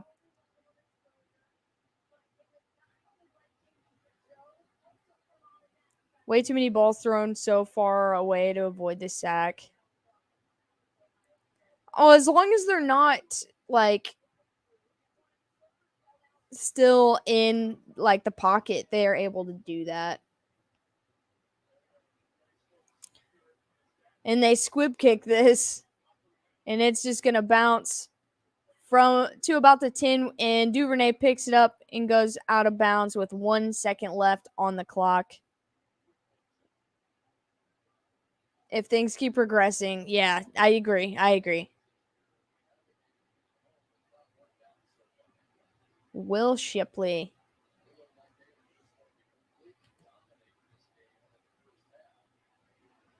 All right, I'm assuming the Ravens are just going to kneel and go into the half, but you never know.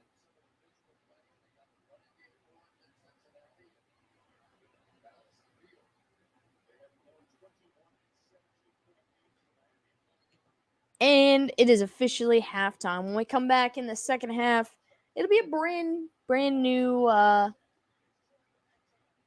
ball game.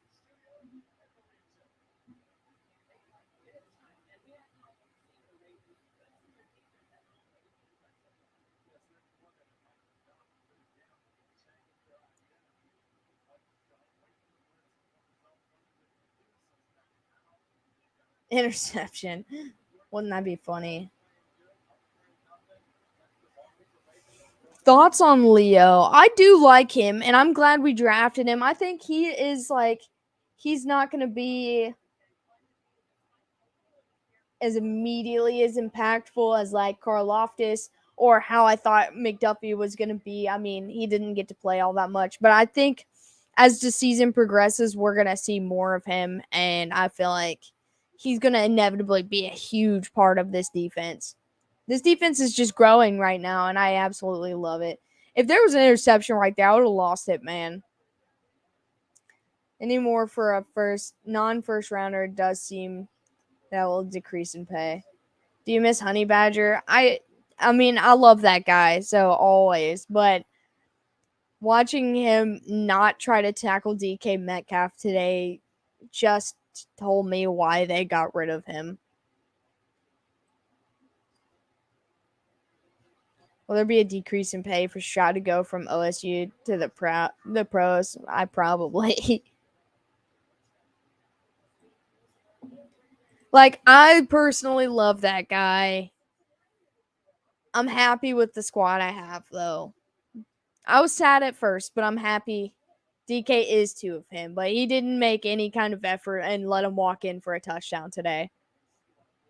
It is funny him and Sorensen ended up together. Now that's a guy I will not even think twice about. I didn't even want him last year, and I definitely don't miss him this year. He took too many snaps from Juan Thornhill last year. But yeah, I do have a Honey Badger Saints jersey because I still like the guy. I'm too lazy to look at Houston win. Yeah, Houston won in a very low scoring game. It was like 13-6 or 7, 13-6, I think. Zach Wilson lit up the Finns like they were friends with his mom. Dude, Zach Wilson, the GOAT. Only 4 seniors in the top 50 draft prospects on CBS. That's nuts. Houston got the win. Yeah, it was a pretty wild day today. I wish like I said, got to watch more of it, but it was a wild day just looking at the outcome. Papa Blood, you gonna come in here and talk about your team since it's halftime?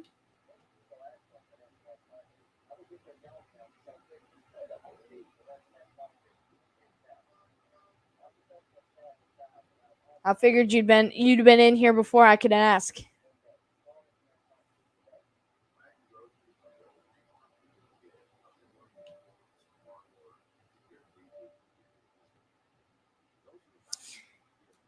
Yeah, the Cardinals went toe to toe with the Eagles today. The Texans upset the Jags. The Bills and Steelers game went exactly like everyone thought it was going to, except for maybe Steelers fans. Yeah, I agree, Nathan. Like, I know that they're not a great football team, but like Houston, they're a very confused football team right now, but I feel like it was a learning curve for them.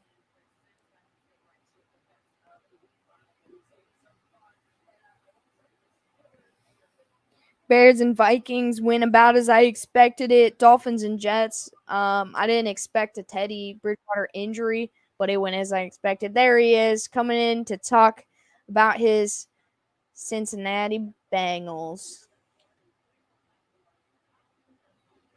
Yo, yo, yo, yo. We can't blow a lead if we don't score any points. What's up? I forgot to do anything. What? Just watching everybody lose their mind about them first 10 points and realize that Baltimore never can maintain what they do. They give away all leads. So just being patient. I don't like Gabe Davis, and I'm not saying I don't like him because I don't like him, but I have PTSD from Gabe Davis. In a game we still managed to win, that guy haunts me. Yeah, that dude was pretty sick today. Did you see him rip that ball away from Minka? I was so impressed. This like second play of the game, 98-yard touchdown. Yeah, that was pretty good too. Let's hear your analysis on the first half, though. The Ravens came out, played their game. You knew that they were going to come out with a vengeance. They came out, they played well, and we just started chipping away. Lamar made a bad throw, and after that, we took advantage of him. Yeah, I think that interception was really the turning point in this game. Now, Baltimore receives the first drive in the half. So this is like a really big drive, I think, to determine how this game's going to go. If the Ravens can bounce back from losing momentum to Cincinnati, or if Cincinnati can ride that wave into the second half. Like, this first third quarter drive is probably the biggest drive of the game to determine the direction it's going to go. Yeah, I mean, Cincinnati plays bend, don't break defense. So, if they drive down and they walk away with a field goal, I'll feel pretty good. If they drive down and score a touchdown, I'm going to get a little nervous. That's completely fair. What do you think about Samaje Perine taking over in the 2-minute drill? And because that's why Cincinnati should never come out of no huddle, because they have the pieces to go. They can run. No, I'm talking about the difference in Samaje Perine play and Joe Mixon play. It's the 2-minute drill. Joe Mixon isn't really suited for that. He's more of a grinder back. He's not even suited for that. And you know what? And at that point in time, the run block doesn't become as important because they're expecting you to pass every time. So check downs. Samaje Perine would be a great back if they decide to let go of Mixon at the end of the year. I would keep him for sure. Do you think Mixon's truly going to break out? I know he got into the end zone last week. Mixon is just, I mean, everybody hates on Mixon, but a lot of I'm not hating on him. I'm just discussing it with you. Yeah, I mean, that is the common perception is that, his 2.7 yards per carry is god awful. But that offensive line has been trained to pass block this year because all that they know is to try to protect Joe Burrow. And so the run block isn't as near as good as it needs to be, and it really needs to improve. There's a lot of stuff they need to work on that line, and continuity and improving run blocking at the same time is going to be big. But I don't have no problem with Joe Mixon except for the fact that that he just sometimes is a little too demanding on offense. I think he wants the ball a little bit too much. I love Perine though. Like Cincinnati, like Bengals Twitter, Bengals social media. The biggest thing I hear is not so much criticizing Mixon, but is just Perine hatred, and I haven't figured that out yet. When he's been your more performing back when it's needed. I have no idea. Chris Evans, the third string back, I love. He returns kickoffs and stuff. He would be a great third down back. I don't know if Samaje Perine has what it takes to be an every down back. I mean, he's done it in the past. Last year, he had to step up and play a couple games. Yeah, they interchanged a few guys in there. I mean, he didn't get all the reps, but if he was to work into that role, they could save some money if they want to get rid of Joe Mixon. I mean, I seen somebody say it in chat earlier. Samaje Perine smacks less women, so. Well, it seems like the Bengals are slowly trying to get away from that type of person. Hey, you know what? Let's just be fair, though. I mean, I know everybody wants to talk smack about Joe, but you know what? Since he made his mistake, he's been a model citizen in the NFL. Dave said that was me. Yeah, I knew. I didn't even have to guess. I knew it was you. But he's been a model citizen since he's been in the NFL, and he's not screwed up again. He's not ruined the chance that he was given. So you got to give him some credit for that part of it. Absolutely. Now that I got you in here, I'm going to take a halftime break. I need to get another drink anyway. Right on. Halftime break. Man, that would have been fun earlier because I had to go. What's up, Dave, Dustin, Crafty? What's going on, guys? Nathan, how are you doing, bro? Nice to see you guys again. It's a little stressful down here watching. Sam, what's going on, Sam? Nice to see you, bro. Hope all is well on your end. Daniel, what's going on, man? I don't even see. Lego my ego. Miss Shelby. Come on, Dave. What's the good word? I rely on you for sarcasm and comedy relief for what's going on in here right now. He just doesn't have great field vision. Yeah, Sam. I just feel like that offensive line. I mean, they do better, like in the 2-minute drill. I just don't feel like the line is built to run the ball. But that line is just they're just trying to pass protect because if they lose Joe Burrow, then the season's over with. If they lose Joe Mixon, it's not as big a loss. So I don't think the run blocking is the most important thing. I agree. Hey, Dave, I'm just saying, dude, the Packers this morning, I think Aaron Rodgers is trying to coast through. I think he's been way too good with the media lately. I think there's something up his sleeve. I think he's got a demand or something that he wants or he's just not going to go out and perform. I feel like he's that kind of arrogant sometimes.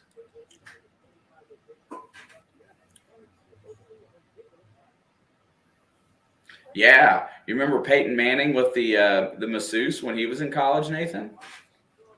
That didn't come out for a long time. Speaking of Peyton, he's on my TV right now. Heck yeah. Oh, I see Eli. They're both there. Man, I'm like, oh.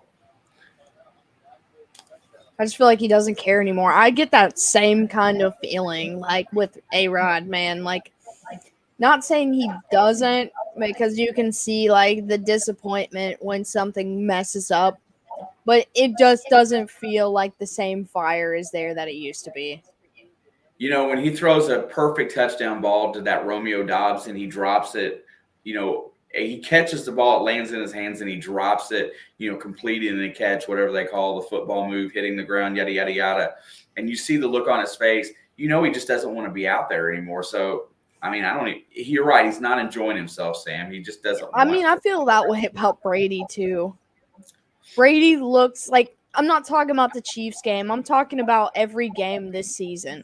Look, I know he's dealing with life things. And, you know, he's getting older, and so making life decisions gets a little harder and stuff. But, like, I can feel, like, a level of defeat on his face. Like he doesn't want to go to work anymore. Like, he's ready to just be done working. I think so. I think several of the older quarterbacks in the league are really going through that this year. I don't see the same drive out of Matt Ryan. I don't see the same drive out of Matt Stafford after winning a Super Bowl. He doesn't look the same this year either. He looks kind of lethargic out there. So Matt Ryan, Matt Stafford, Tom Brady, Aaron Rodgers, these guys might be things of the past. They might be passing the torch right now as we speak. And guys like Jalen Hurts and even Daniel Jones is playing like he wants to win. Brian Daboll is doing incredible things. And even Wink Martindale with that defense, who's completely bummed up right now. Yeah, and, you know, and here you go. You go back to last year. Wink Martindale basically gets fired over this Bengals team, but yet he goes to New York and does a great job. This Ravens defense, you know, was just banged up last year. Nobody really took that into consideration either, so. Rogers has good stuff to help him. All right, we are back in the third quarter. Thanks for stopping in and chatting with us for a few. Hooday. Let's go Bengals. And the kickoff is out of bounds. It is not the way you want to start a third quarter. I think Daboll, Sirianni, and Doug Peterson definitely. The Ravens are going to receive the ball, but the kickoff went out of bounds, so there's going to be a penalty on Cincinnati to start this second half. Enjoying insightful commentary down in Alabama. Hey, beginning to see. It's good to see you again.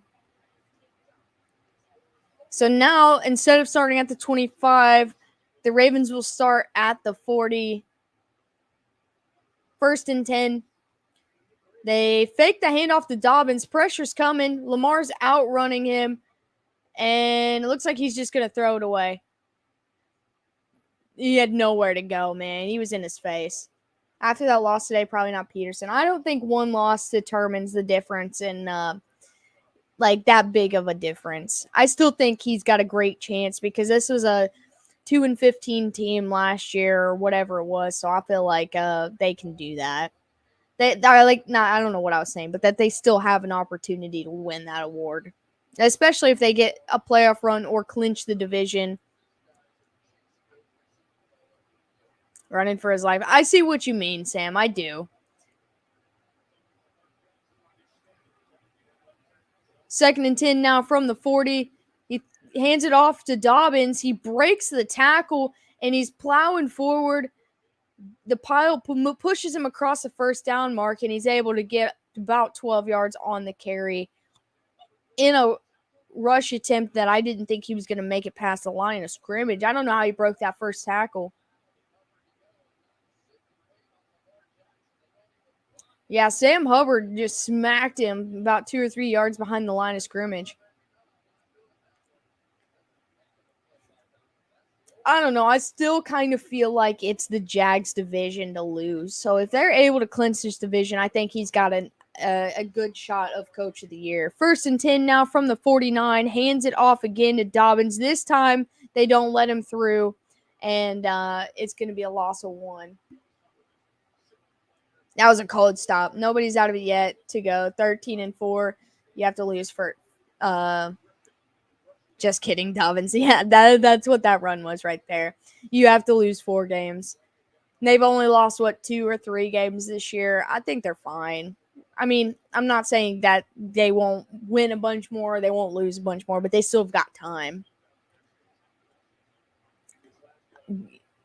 2nd and 11 now. They got a guy in motion. Lamar loads up deep down the field to a wide open Devin Duvernay, but he just overthrows him by a step.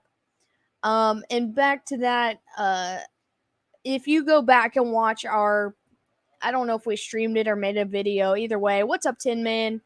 I said that I did pick the Titans to win the division, but I had no team in that division winning the division with a winning record.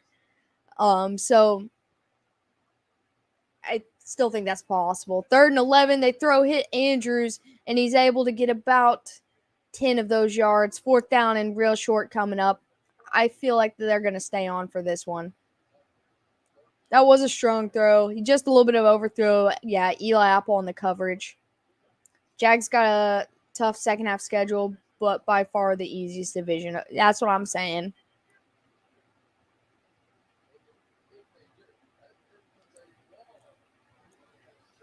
I feel like we're going to see a Lamar keep here. 4th and 2 coming. They're trying to go a little quicker, trying to get him to jump. Play clock's rolling down, and he snaps the ball. He rolls right. Pressure's coming. He throws it down the sideline, and he just overthrows his guy again, and that's going to be a turnover on downs. If he made that connection right there, that was 6, but this is a big stop for the Cincinnati defense. They should just rip the Band-Aid off and make a football game about who can complement the other team better. That was kind of dumb. I didn't like that play, at all. Realistically, if he hits that, like I said, that's 6 points.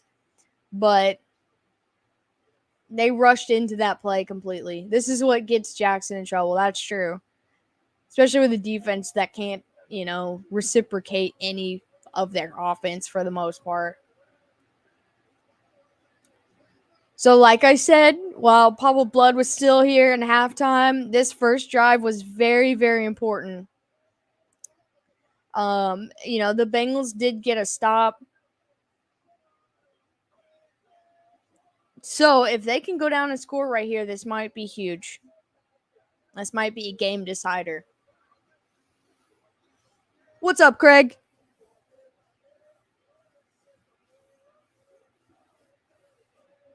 Apple again, 10 yards behind. Well, I don't think you have to worry about that as long as Lamar just keeps overthrowing. I just want to see growth. I'm not expecting much out of the offense, but the defense has been a massive disappointment. Even being ranked at 6 doesn't feel like it.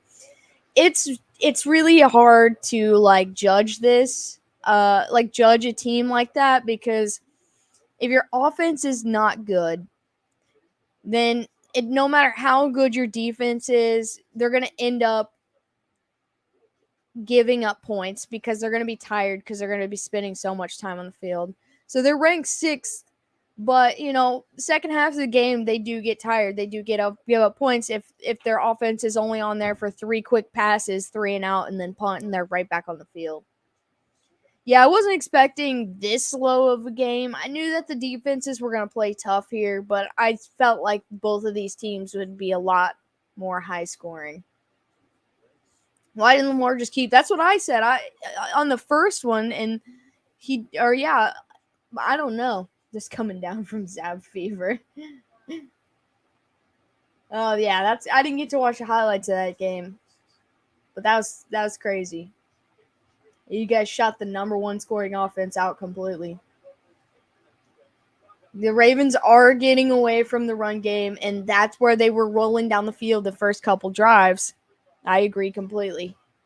But I don't understand why Lamar didn't keep. That's such a classic move by him. And yeah, they might have seen it coming, but he's fast, man. Lions got zapped today. That's a good one. All right, 1st and 10 from their own 41. Cincinnati takes over on offense. They got Chase in motion. And he fakes the handoff. He throws down the middle, and it's intercepted. It's coming back across the 50. What? Yeah, that's what I'm saying. What was that? He had the check down right in front of him, but Patrick Queen jumped the play and just took the ball right there. Y'all watch the Lions throw up all over the field all day long, and they were absolutely messed. 4 or 5 stops on 4th down. Yeah, I didn't watch any of that. I have to play catch up the next 2 days. Like, Mixon ran right up. He had a check down right there, and he just threw targeting Chase into double coverage. LSU teammate, that's true. Yeah, there's so many Ravens there. I don't even know how he saw Chase's jersey. Why are you telling the home crowd to be quiet? I think he's telling the Bengals fans that snuck in there. All right, 1st and 10 from the 46 in Cincinnati territory.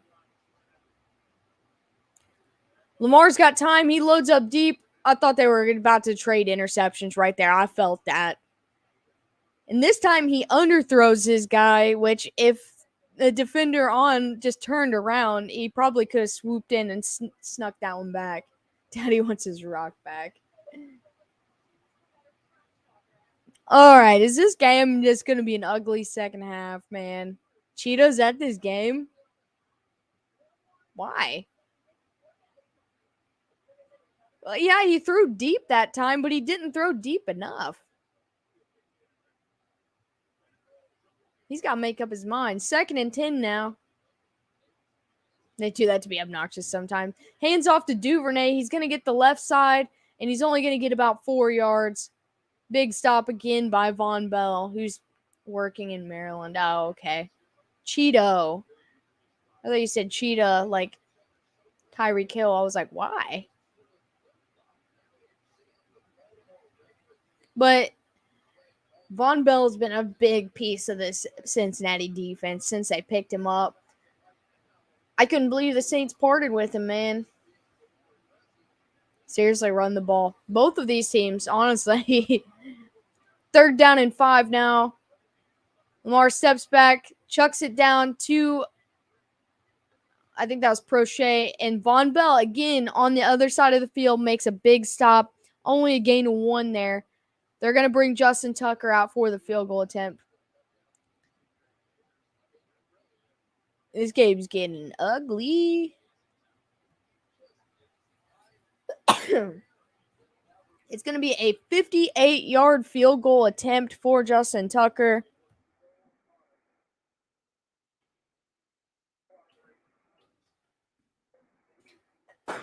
Excuse me.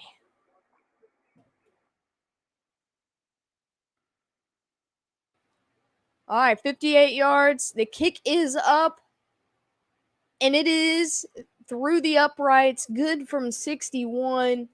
Baltimore retakes the lead in the second half. I do like the long field goals. Bell is like such a stud, man. Wait, the Ravens trust Tucker. What year are we in? Thank you, Craig.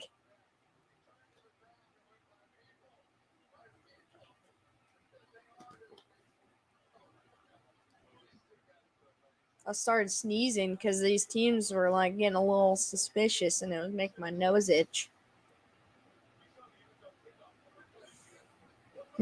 Tucker's like, finally, they brought me out here to do what they paid me for. It's the first time in weeks that they're gonna trust me.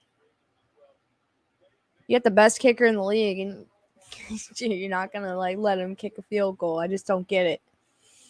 10:49 left in the 3rd quarter. The Bengals are gonna try it again. I don't know if Trevor's still in here, but he said that Burrow's going to throw a pick, and I said that both teams were going to throw at least 1 pick in this game. It has finally happened.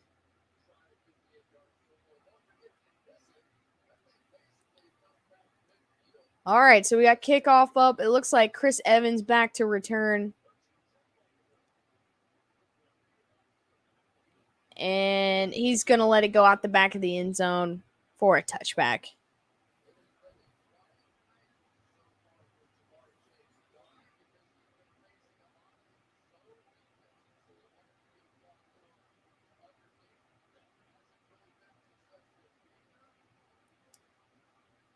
They're talking about how Jamar Chase is not having quite the night today. The Mets lost? No way. That's hilarious. I was rooting for the Padres in that one anyway. Was it the Padres? Yeah, San Diego. 1st and 10, they run the ball up the middle to get a couple yards. 2nd down coming up, 10.5 minutes left in the third. That was Joe Mixon with the carry. Mets were rough down the stretch heading in. Oh, I just got the notification. 2nd down and 6 from the 29. Burrow's got Mixon in the backfield again. Throws, hits Hurst, and he's able to haul it in for a 1st down. I'm just rooting for not Dodgers. Mom listening to Justin Tucker singing. Dude, that dude has got some chords, man. To buy a playbook reader. That's pretty funny.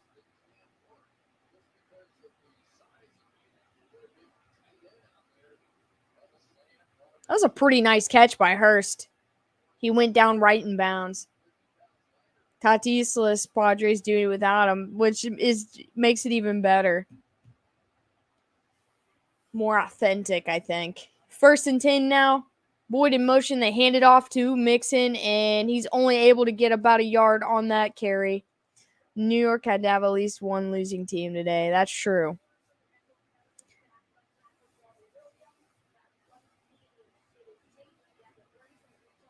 So they're talking about Jonah Williams right now. Looks like he's got his knee taped up.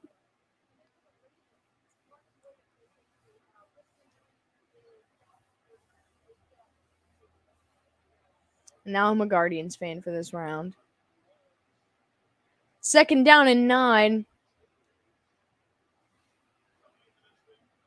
Quick pass to Tyler Boyd. He breaks the tackle and is able to get a big chunk.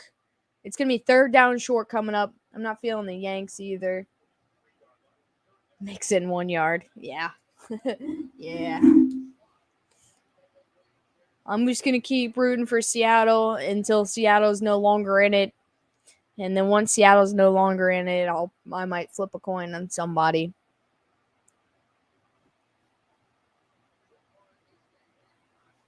Third down and 3.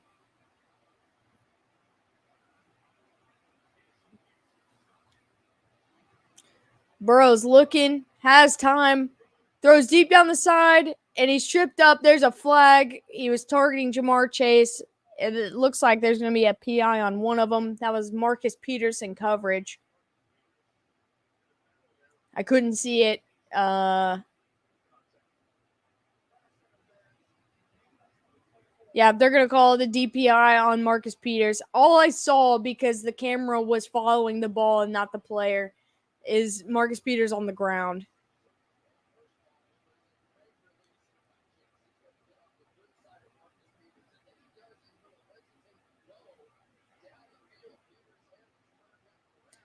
I don't know how Marcus Peters fell. What did he trip on? But, I mean, he was holding Chase's jersey the whole time. I don't think that was a bad call, but it was definitely not like, it was a little confusing. 1st and 10, checks it down to Mixon. Mixon gets about 3 yards. I don't think it was DPI. It was very confusing. I don't think it was a bad call, but I don't think it was the right call either. So glad the Chiefs got. I like Marcus Peters, though. I almost bought his jersey. I liked Kareem Hunt as well.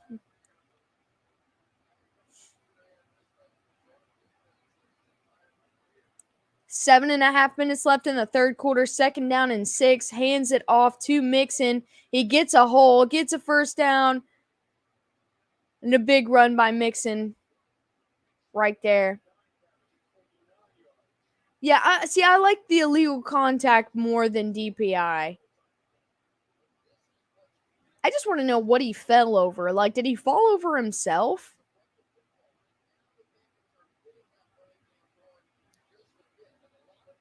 Yeah, Mixon hit the good hole, then kind of bull rushed in to get an extra couple. Strong run right there. Just inside the 25 now, 1st and 10. They fake the handoff to Mixon, throw it down the seam to Chase, but they were not on the same page with that. 2nd down and 10. It was okay, so he tripped over himself.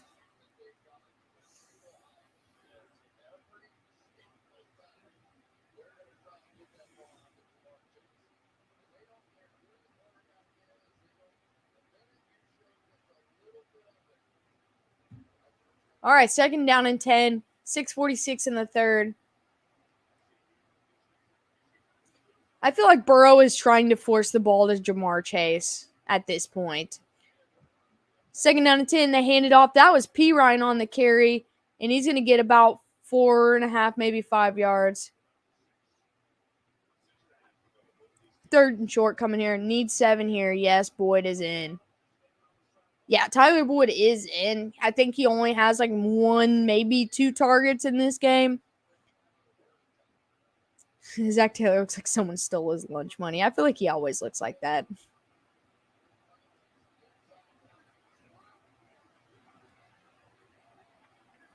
All right, 3rd down and 6 from the 20. This is big. They need this first down right here.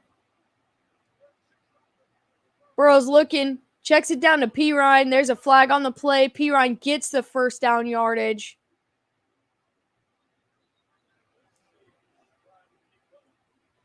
P. Ryan's beard is coming in thick.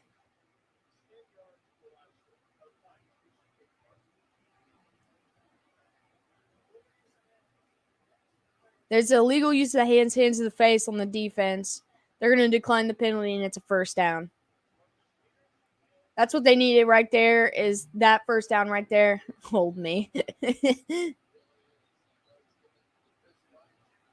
I mean, I think Tyler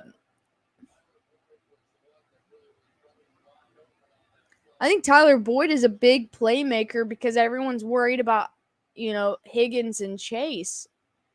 Also Hurst. 1st and 10, quick pass to Chase behind the line of scrimmage, and he's tackled before he makes it back to the line of scrimmage. Like, I get that you want your guy to make big plays. Like, I get that. But feeding him every single play is just not going to work. That's the one guy they want to take away anyway. That's what I'm saying. Use him as a decoy because at this point, it's going to work. They've got all their eyes on him.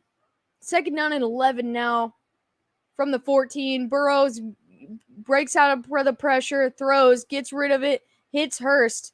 He gets his feet down in bounds for a small gain. 3rd down coming up. That's what I'm saying. Stop trying to force it to Chase. That's what I'm saying, man. I am mentally exhausted today. I could not handle a Chiefs game right now. After the day I've had, I couldn't handle it. That's why I was excited that this game came first, because my feelings aren't getting hurt. I'm just enjoying it. But that would be exhausting. 3rd down and 5 now coming up. Zach Taylor needs a MyPillow. Check it down. Who cares how you get the yards? Exactly. 3rd down and 5. He targets Hayden Hurst around the first down mark, and there's a flag that comes in. Looks like it's going to be a DPI again.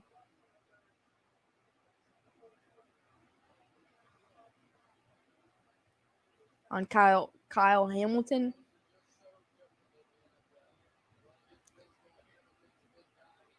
I was going to say, Kyle Hamilton matches up pretty well with Hurst, but he pushes him out of bounds, man. That's definitely DPI. But you usually don't see a tight end matched up with a guy like him, and it's a fair size fight. But, like, he matched up pretty well right there. 1st and goal now from the 2. Fakes the handoff to Mixon. Targets Hurst, but Hurst was not on the same page right there. Couldn't get his head around. 2nd and goal. They're exchanging a couple words. I mean, that was definitely DPI. That wasn't flag happy. That was, he pushed him out of bounds. This time, I think there was some confusion right there. He just couldn't get around to it. I mean, I think you could say that about the entire Ravens defense right now, Nathan. 2nd and goal from the 2. They got Chase in motion. And he tosses it to him. He gets it to Boyd. And they try to do the Philly special with Burrow in the end zone. But Boyd gets sacked down by the 17-yard line. Yeah, that's what I'm saying. Especially a guy like, your number one guy, Jamar Chase. 4 minutes left in the 3rd. 3rd and goal from back around the 17. I don't know, Crafty. Peters is, man.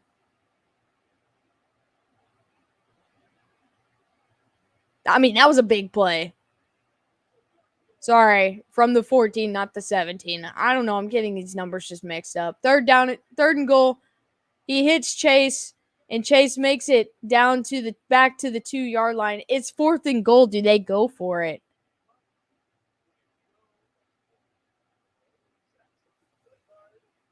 Now they use Boyd in the most reckless way as possible. I feel like we jinxed them, man. I think they need to go for it here. Because if you don't get it, you're down 3, yes, but you're putting the other team in such a bad field position, man.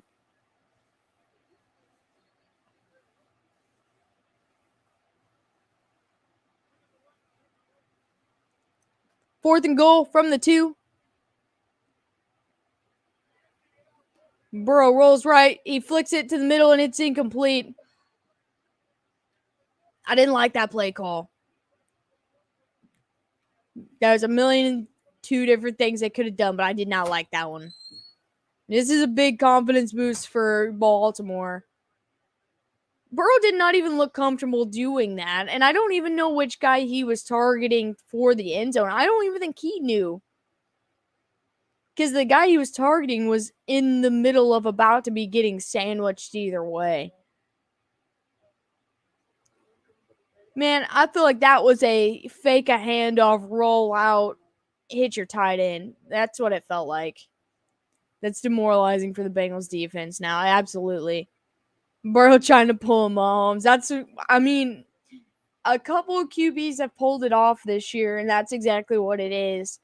But, like, it didn't feel like they ran that play the way they wanted to.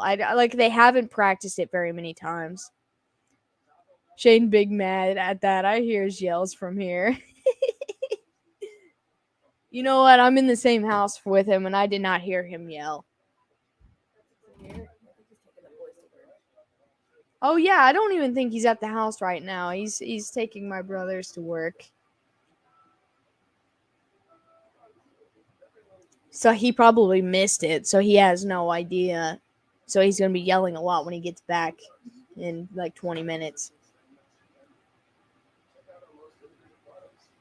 Yeah, Baltimore will definitely run the ball here. And if they take a shot down the field, I'll be surprised.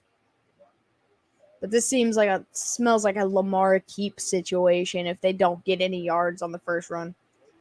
20-yard penalty for being late, puppy.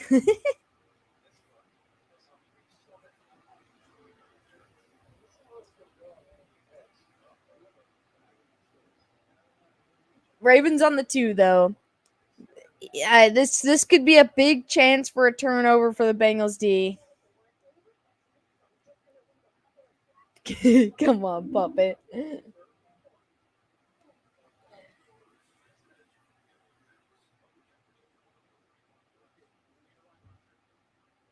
Everybody's disappointed in you, puppet.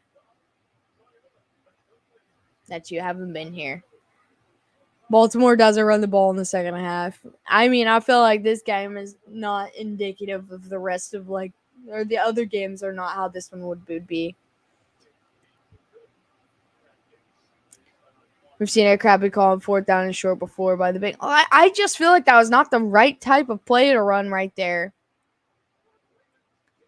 All right, 1st and 10 from their own 2-yard line. Lamar hands it off to Dobbins. Dobbins gets the edge and is able to get outside the 5.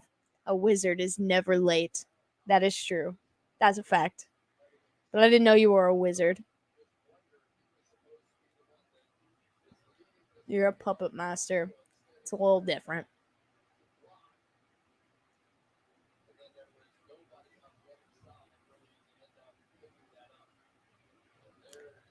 Wait, what happened with La'el Collins? Is he hurt or just mad?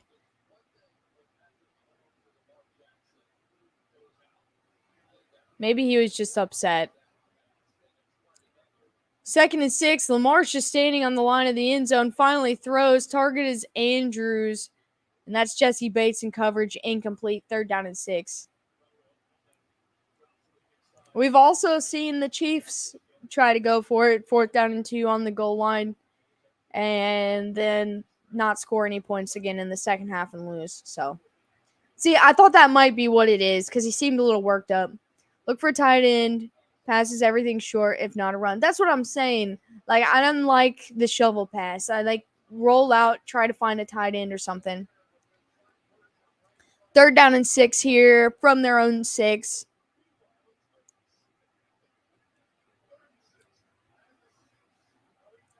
Lamar's looking, has time, throws in the middle, hits Mark Andrews for a big gain down across the 25, 26-yard line.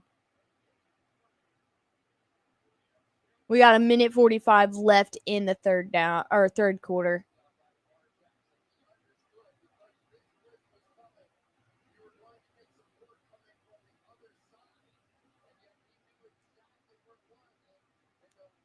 Did everyone take stupid pills before this game? Yes. Yes, they did. You think Burrow knows what's going on right now, seeing as how he's never said he never remembers second halves? Maybe. 1st down and 10. Lamar keeps. I don't know why. I don't understand why this didn't happen in the second quarter. The play calling for both these teams are very kind of sus right now. Like the last quarter for the Ravens, this quarter for the Bengals. We still got a whole quarter left in this game, even though the clock's running down. We're almost to the end of the third. A lot of football left to be played. If the Ravens can effectively continue to run the ball like they were doing well in the first half, this game might go by a lot quicker. But if they can stop the run, 2nd and 3, Lamar keeps again, and he barrels forward for another 1st down. But if the Bengals defense, helps you not remember second half, can slow them down, then they still got a fighting chance in this. It's only a 1-score game. Concussions, yes. But I think he was talking about in high school when he was talking about that.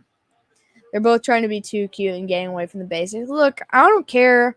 If you got to play, that's going to be the end of the 3rd quarter. If you want to play your fancy football every now and then when you've got a lead and blah, blah, blah, that's fine. And look, going for it on 4th down is not playing fancy football. That's, trying to, go for the win.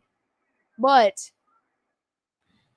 I think the basics are still just important at every aspect of the game. When it matters, there's nothing wrong with it. I, too, would like to forget the second half.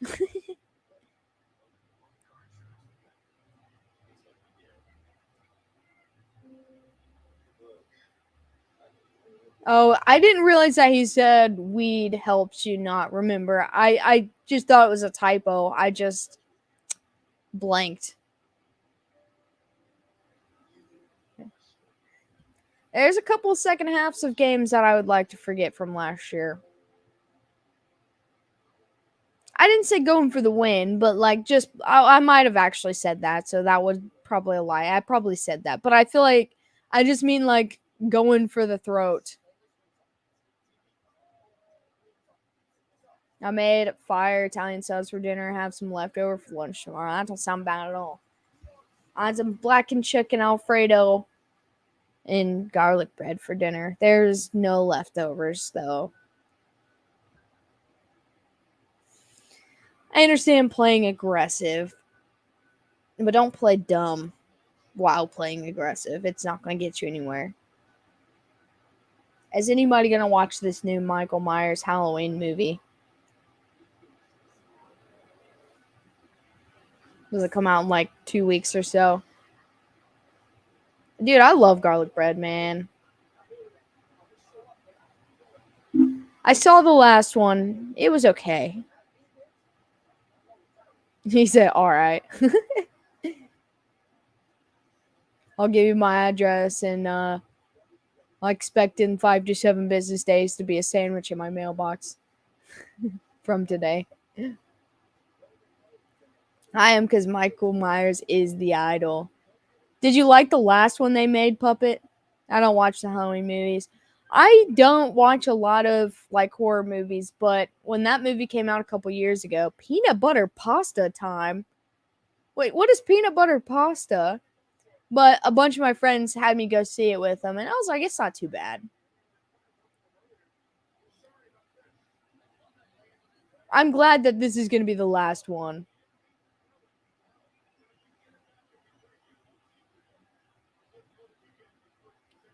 First and 10. Lamar throws, and I don't know how he even got there, but got it to Lamar or Mark Andrews. Wait, when was the last one came out? Because maybe the 2018 one is the one I actually went and saw. Because it's been a couple years. Dude, I don't even know if that's money, man. Like, I don't know, dude. Like, I just feel like Lamar is like a Madden glitch. Yeah, I mean, I get it. It's the last one with the first and 10. Lamar tries to keep up the middle and gets tripped up for a gain of only 1. Halloween Kills. Maybe I didn't see that one. I watched one, but I feel like it's been about 4 or 5 years. Maybe between 3 to 5 years. You gotta have Michael Myers in space before you can truly have a last one. That's fair. That's fair. The full title is Halloween Ends. Again, maybe we meet it this time, maybe. Just like the Molly Crew farewell tour that's been going on for like 10 years now. Second down and 9. Lamar keeps again, and he's able to get maybe 3 yards on that carry.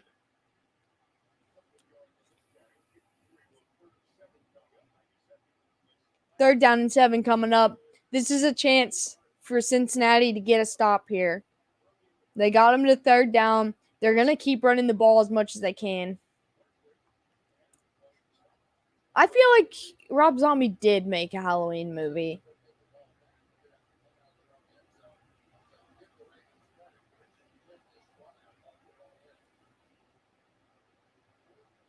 All right, third down and 7. Pressure is coming. He hits Andrews again. Dude, Andrews is money.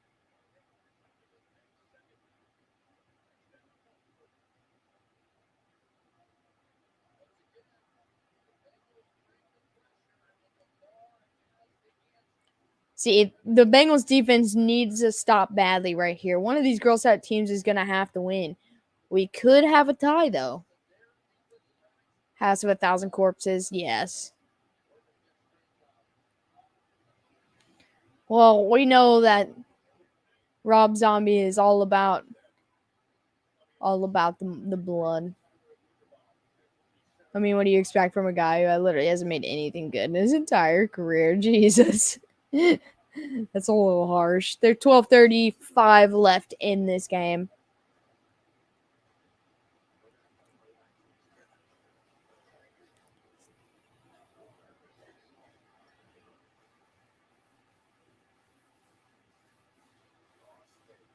Puppet, you're brutal.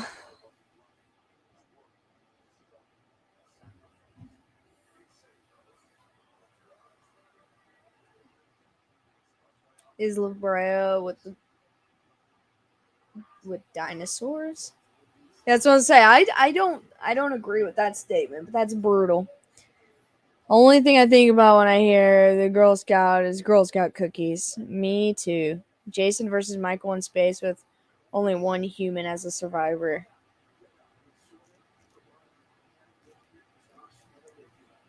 Rob Zombie isn't bad. He's not like a top 10, but like for me personally, but he's not bad.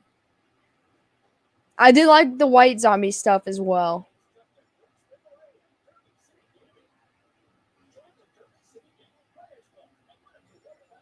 Oh.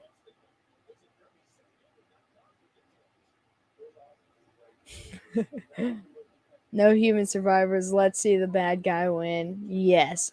I did see him live in 2019, I think, and it was pretty fun. I'd never seen him live before.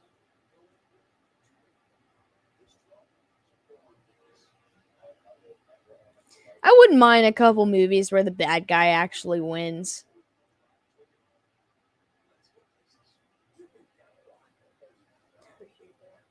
I've heard that also, but I think I enjoyed like the show as a whole.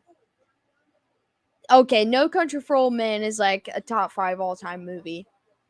But yeah, I like all aspects of the show.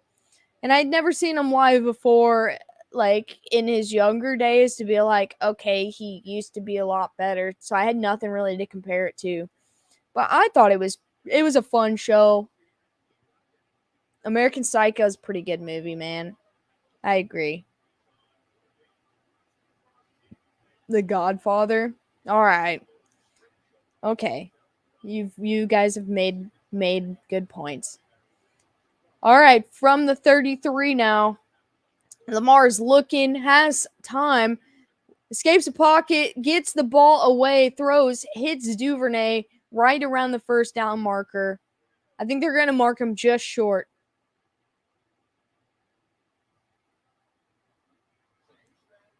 Clock's rolling under 12 minutes.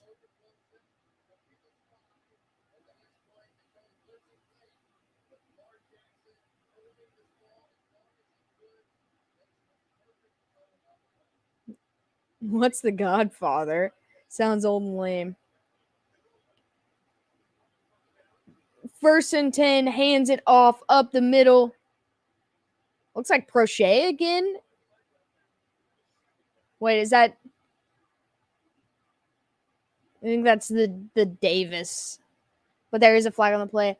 Well, I don't consider American Psycho to be a horror film. I feel like it's more of like a thriller. And there's going to be a hold on Zach Carter.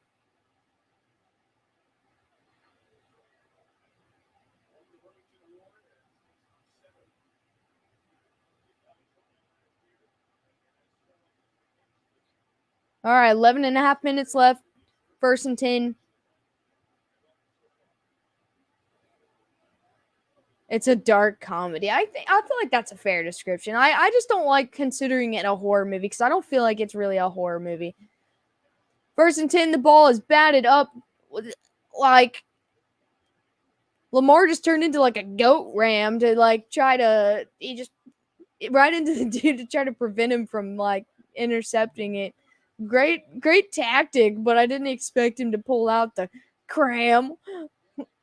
Look, he throws it, it goes straight up in the air, and he sees it, and he just like throws his body into Jermaine Pratt so he can't get his hands on it.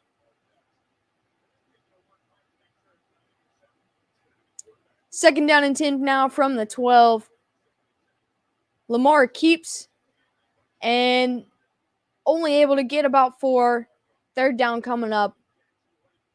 Now, do the Ravens go for it if they get to 4th down, or do they take the points? A Clockwork Orange. Yeah, that was a pretty good one. 3rd down and 6 here.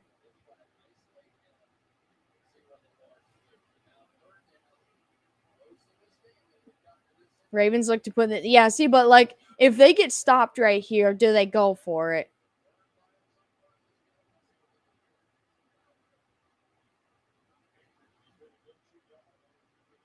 Third down 6. Lamar throws. It looks like they hit the tight end likely. And he steps out of bounds. He's going to be short. He's going to be a yard short of the first down. See right here. 4th down and 1. Inside the 3-yard line.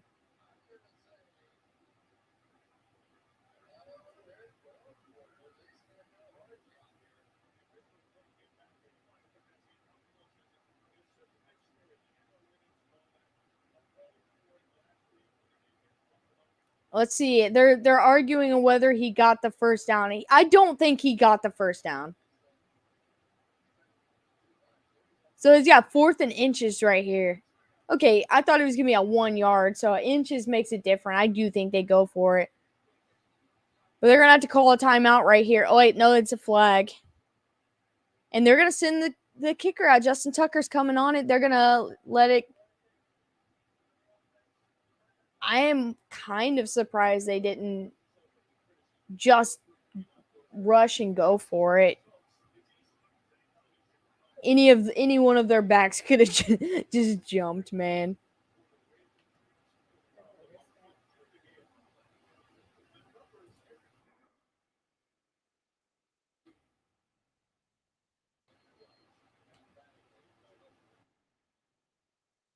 I think they're learning from their mistakes finally.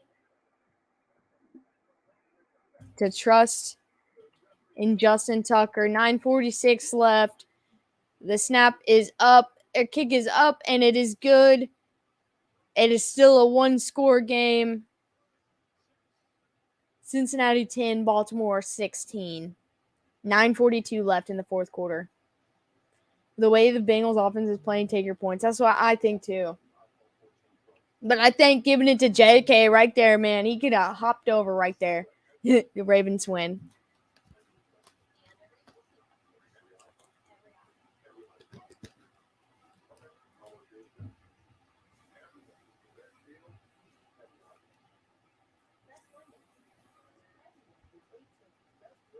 I wouldn't say Ravens win just yet. You know, Bengals might find a spark. There's still 10 minutes left in this game. That's way too much time for a team that does not run the ball. JK is still a little banged up, but you've also got Lamar. You could have let Mark Andrews, like a big tight end guy, take the direct snap even. I like any of those options. That's what I'm saying. It just takes one play, and they can blow this game open and make it a game again.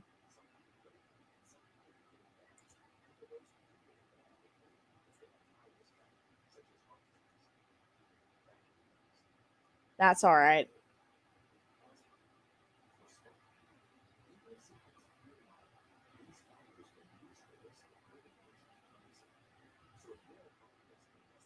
Oh, that chili unclogged my annoying clogged sinuses. Was your chili spicy? I did see that Gus was like getting closer to coming back. That'll be a big addition to this Raven offense, especially one who thrives on the run game. Gus Bus.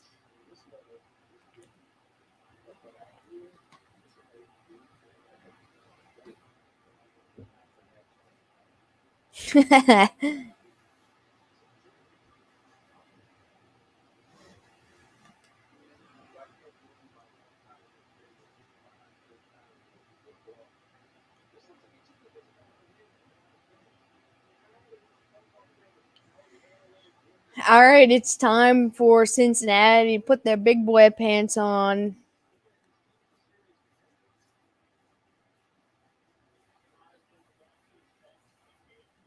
It says the current chance of winning, Bengals 23%, Ravens 77%.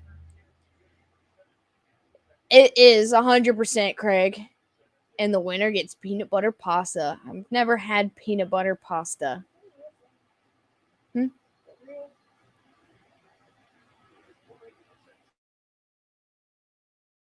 chili is a spicy. That's fair. I like all chilies really.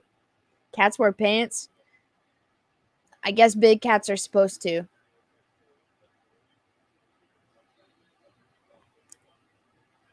It's time for the Bengals to force it to Chase and lose. I know that Higgins is banged up, but he hasn't had one target. Like, if they think they're using him as a decoy, it's not working. Like, actually use Chase as a decoy and throw it to Higgins.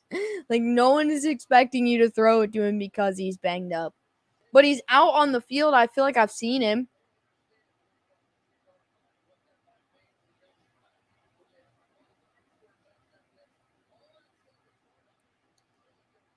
I mean, maybe not because we've seen a lot of Mike Hilton in this game. 1st and 10 from the 25. They go to their run game. They hand it off to Mixon. He cuts to the edge. He spins out of a tackle and is able to get seven yards on the carry.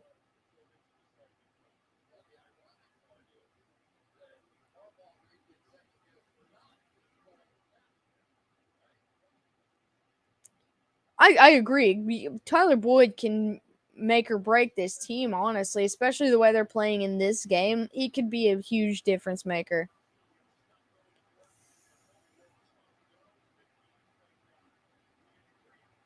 Second down and 3.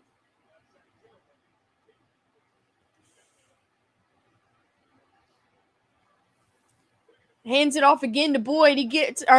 Mixon. He gets the left lane and is able to get a big chunk and a first down. I feel like Mixon runs like this only in the fourth quarter. Like, you need to run like this all game.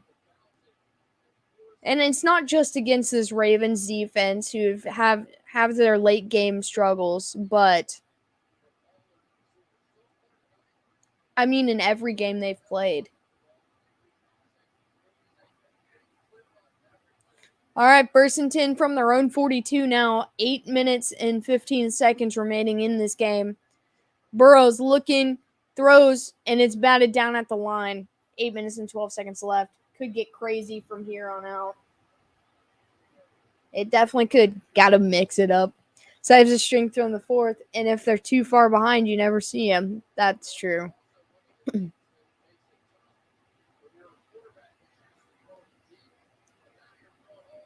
It wasn't just one guy. It was 2 guys that had their hands ready to bat that ball down.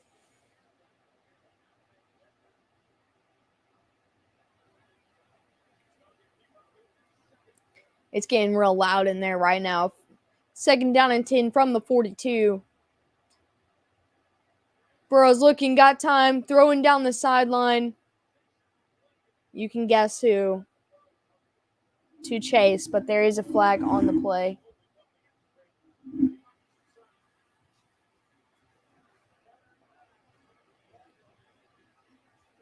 So they're saying prior to the pass, there was a defensive hold.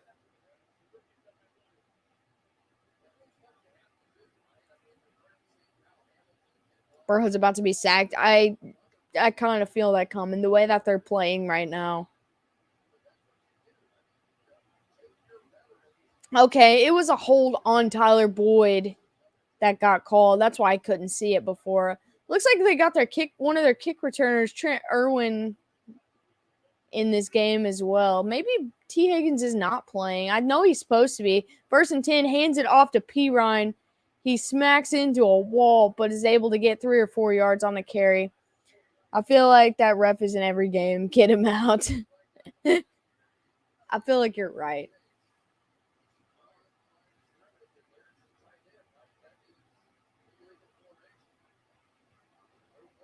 So the refs are the announcers are saying that there's a legal formation on that last call that was missed. All right, 2nd down and 6. They throw, hit Chase. He gets a lane, gets the first down, and across the 40.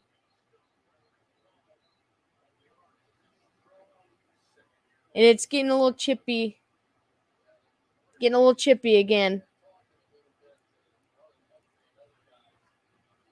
It started off this way, and then these two teams kind of calmed down, but it's getting back to that spot again where it's like right on the edge of there being a fight.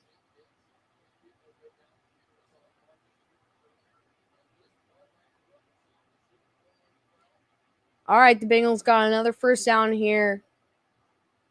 From the Ravens 40, they hand it off to Mixon. He spins out of the first tackle, and he gets swallowed up in the second after a gain of about 4, second down. Well, yeah, field goal makes it only 13, and they need at least 6. He's averaging 5.8 yards a carry tonight. It does not feel like it. They say his average, Joe Mixon's average is 2.7 through the first 4 and 5.8 tonight. It does not feel like it. Let them fight. Let's see a ref get hit. I feel the same way. Just let some of these refs get knocked around a little bit, and then maybe. Second down and 7. Pressure's coming. Throws. Hits Chase. And Humphrey pulls him out of bounds. Third down coming up.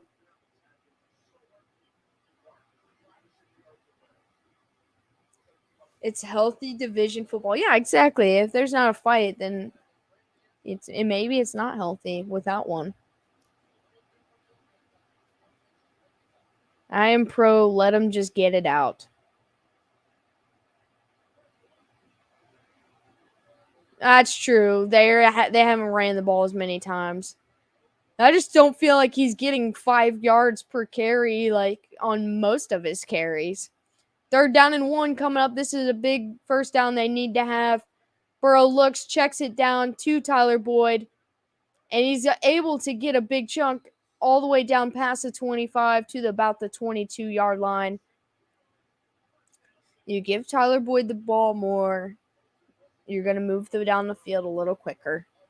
5 minutes left in this game. Bengals need a touchdown. Hey, keeping it simple is sometimes how you have to be to win games.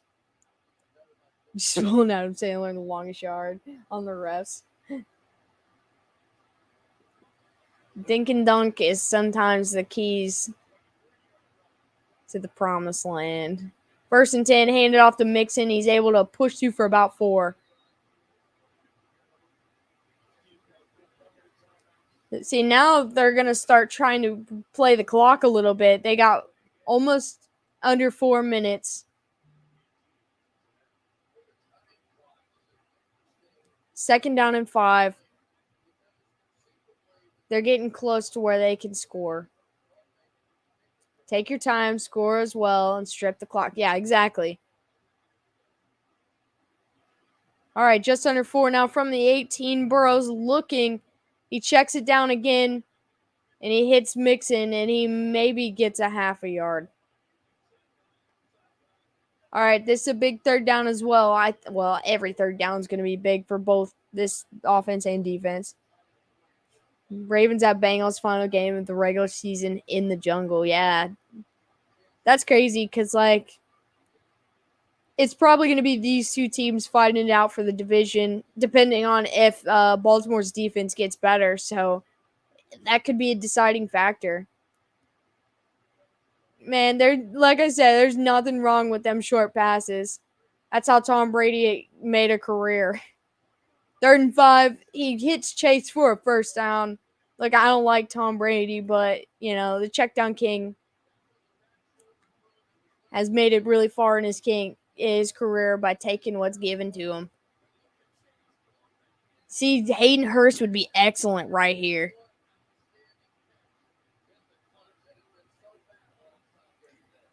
See, out of all the targets to Chase, right there was the one that mattered the most. All the catches he's had. See, I don't mind them trying to run this on 1st and goal either. Oh, and they hand it off to Mixon, and he barrels forward. It looks like he was in, but I don't know if the football crossed. I know his helmet did. So they're going to say he's short. I couldn't see the football. I only saw his helmet cross, and then it came back.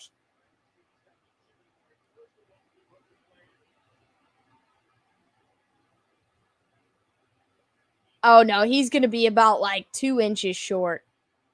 Maybe. I don't know. That angle looked, I couldn't tell where the football exactly was. He definitely crosses with it, but I can't tell with his knee going down. That's close.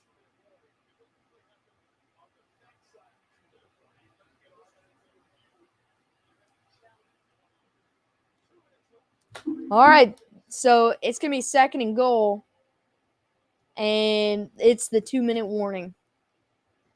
Gerstenhurst. Very close. Baltimore would want to consider just letting them score that more.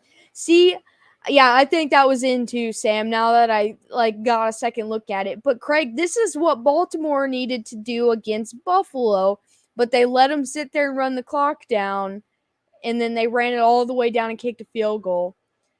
When I feel like they should have pulled him in on that first run because that's exactly what they were going to do. But I do think that was in 2 inches short like a puppet.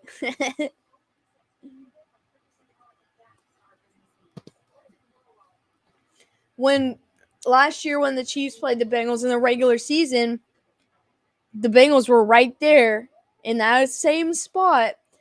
And I was just like, pull them in so you have any time to try to come back from this. Because either way, they're going to score. And so I feel like just pull them in on the first one. Don't let them sit there and drain the clock. And you see it too often. They let them do it anyway because they think they can get a stop. Yeah, was barely, but it did look like it was in. At first, I couldn't see it with the angle because it looked like his arm was covering the football. But then I realized where he was at when I was looking at that. One guy's top Singletary. Yeah, that's what I'm saying. They should have just grabbed him and pulled him right in. It sounds like it sounds dumb. Let him score, but if not, they're gonna just run the clock, and that's exactly what they did. Down to 3 seconds, and then kicked the field goal and won. Surprise onside kick after score. You want things to get real interesting. I think it's gonna be ruled short because that's how they rolled it on the field. But I feel like it might have been in.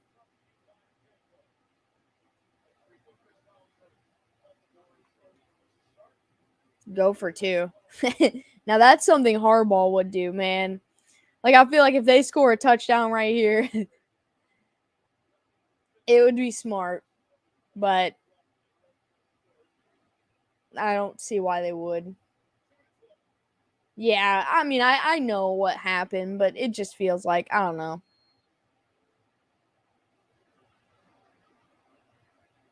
All right, 2nd down and goal. And they QB sneak it, and Joey B is in the end zone. That is a touchdown. Baltimore's going to have 1:54.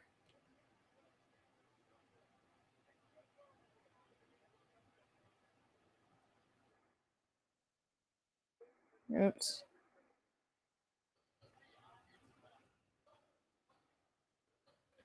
It was so funny watching that happen just now.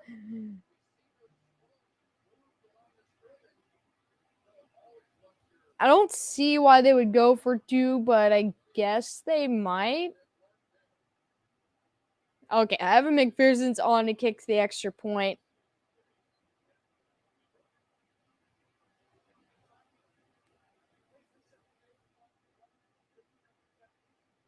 All right, so they're fixing the game clock because it rolled down to 1:53, but he was in within 2 seconds anyway, so.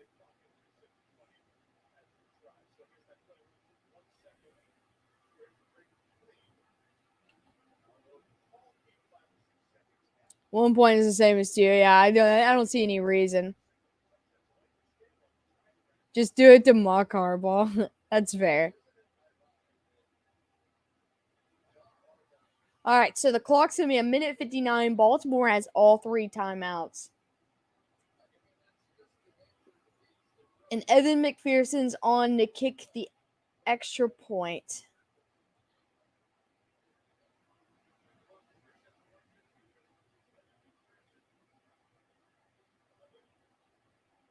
All right.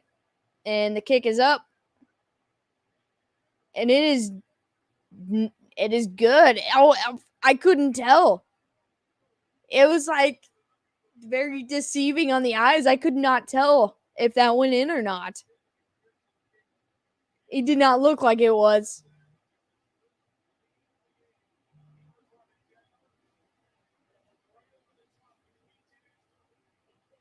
It curved in right over the top.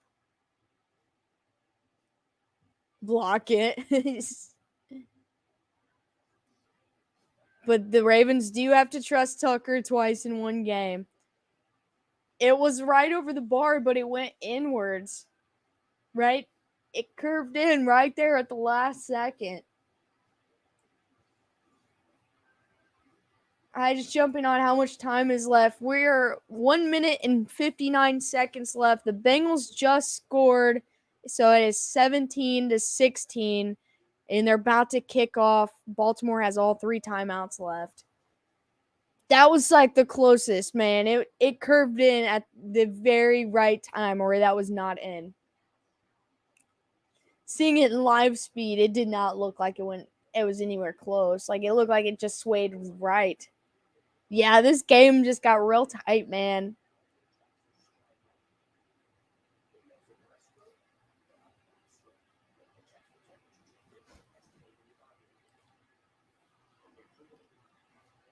If the post was 4 feet higher, that clings off 100%. I don't even know if 4 feet would, like, maybe 2. Shoo! All Cincinnati defense needs is a stop, and this game's over, man. Bet Baltimore doesn't use one until it's time to kick. Maybe. 3 timeouts and 1:59 on the clock. Yep. The only problem is Baltimore, I don't think, unless they're able to get double digits per carry, are not going to be able to just run the ball down the field. Right now, he was here watching the game. He came up on here with me during halftime, but he had to take my 2 brothers to work at 10:30. He should be home right about now, actually. About to watch Tucker set the record again. That's what I'm saying. I hope it comes down to like a 70-yard field goal. That would be freaking awesome.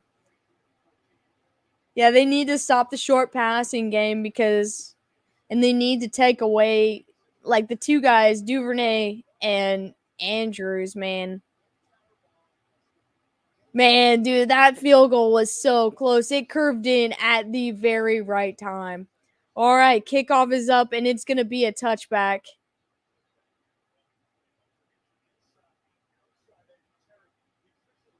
Oh, yeah. Aliens quote. God. That's definitely, like, on the inside of it, but...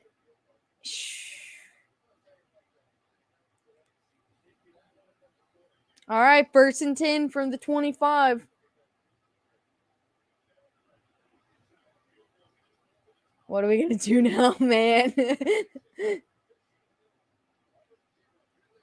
Lamar, quick pass to Andrews. He gets outside and out of bounds after about a gain of 6. 2nd down coming up. I think he's home. Didn't the Bengals have a clutch kicker? I mean, that's him. Not a Ravens fan. Not many Colts fans are. That's fair. 2nd and 3. He throws it, hits Andrews again. And he's going to get the 1st down. The clock is still rolling. Baltimore still has all 3 timeouts. I feel like you're right. Wait, what about Dallas? 1st and 10. Lamar under pressure. He keeps and he runs up the middle. And he's able to get about 5 yards. 2nd down. 1:06. And I think they're going to use their 1st timeout. Harbaugh's all worked up right now. That kick wasn't clutch. That was luck. I mean, yeah, 100%. But that's the same kicker they had last year.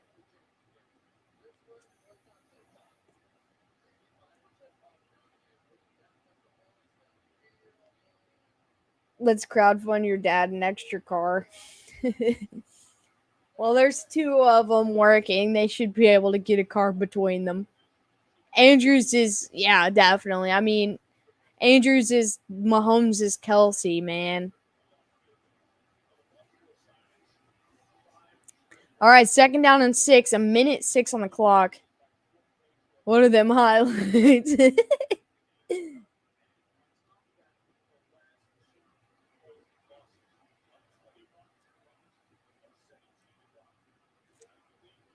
Andrews is a beast, man.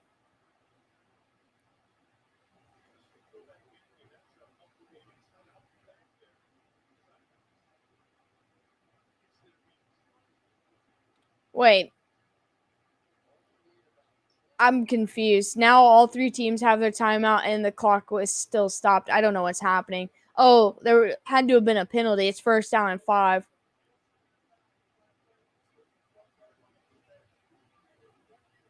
These teams with tight ends that can move should be fine.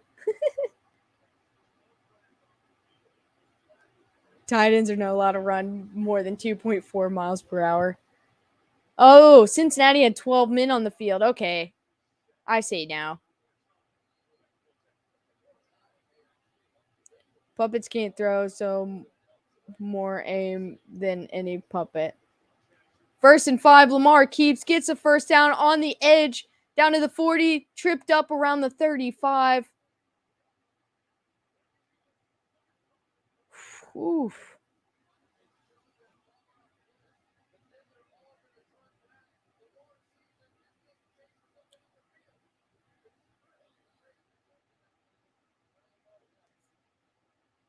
Yeah, I'm confused by that as well, Nathan. Lamar with the big clutch run right here.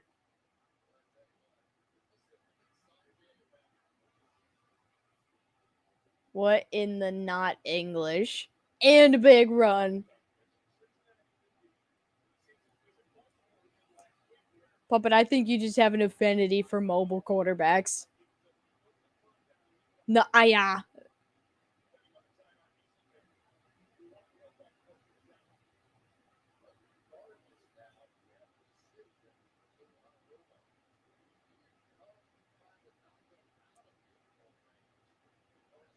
I mean, Lamar got 5 on that.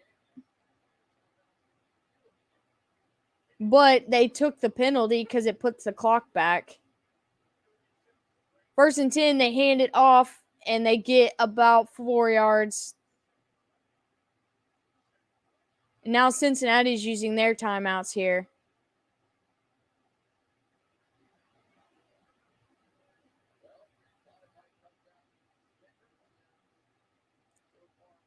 I have Lamar and Tucker on my fantasy team, though.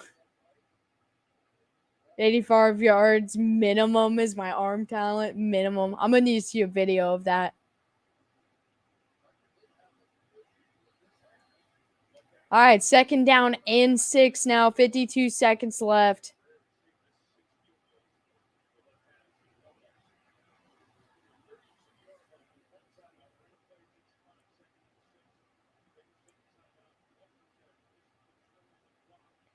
They got the timeout back because there was 12 men on the field, and that they had to stop the clock for that. 2nd down and 6, they run it up the middle with Lamar, and he's going to be just short of the 1st down.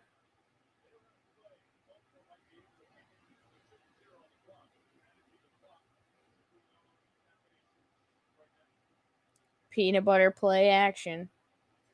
7'8", 220, 40-yard dash, 60-inch vertical leap, IQ 200 all times. I'm better than all y'all. Okay. Okay. 3rd down and 1. Cincinnati just used their last timeout.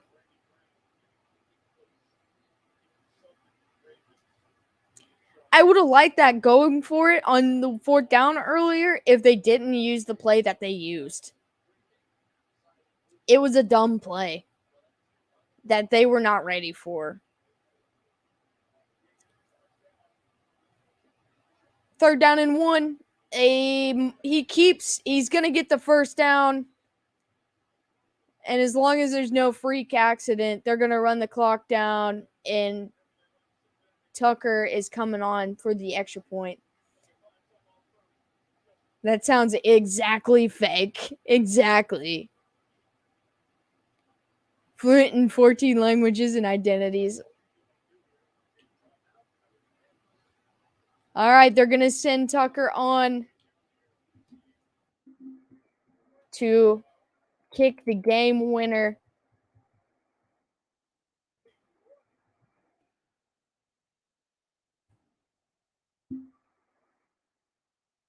He's 96% on lead-changing field goal attempts in the final 2 minutes of the fourth quarter or in overtime in 11 seasons.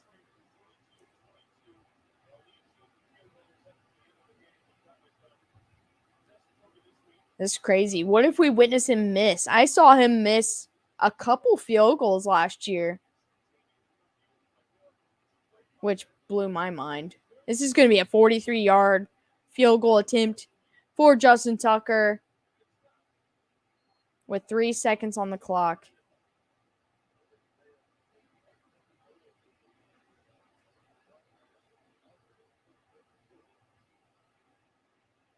I was really hoping this was going to be like a 70-yard attempt just for the history.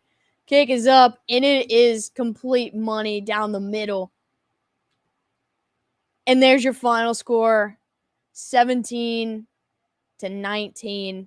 Baltimore wins. What a weird score, man, for these two teams. Did Joey get grounded because it's after 10? I'll take 96% at 43 yards. That's what I'm saying. I'll take 96% in the fourth quarter.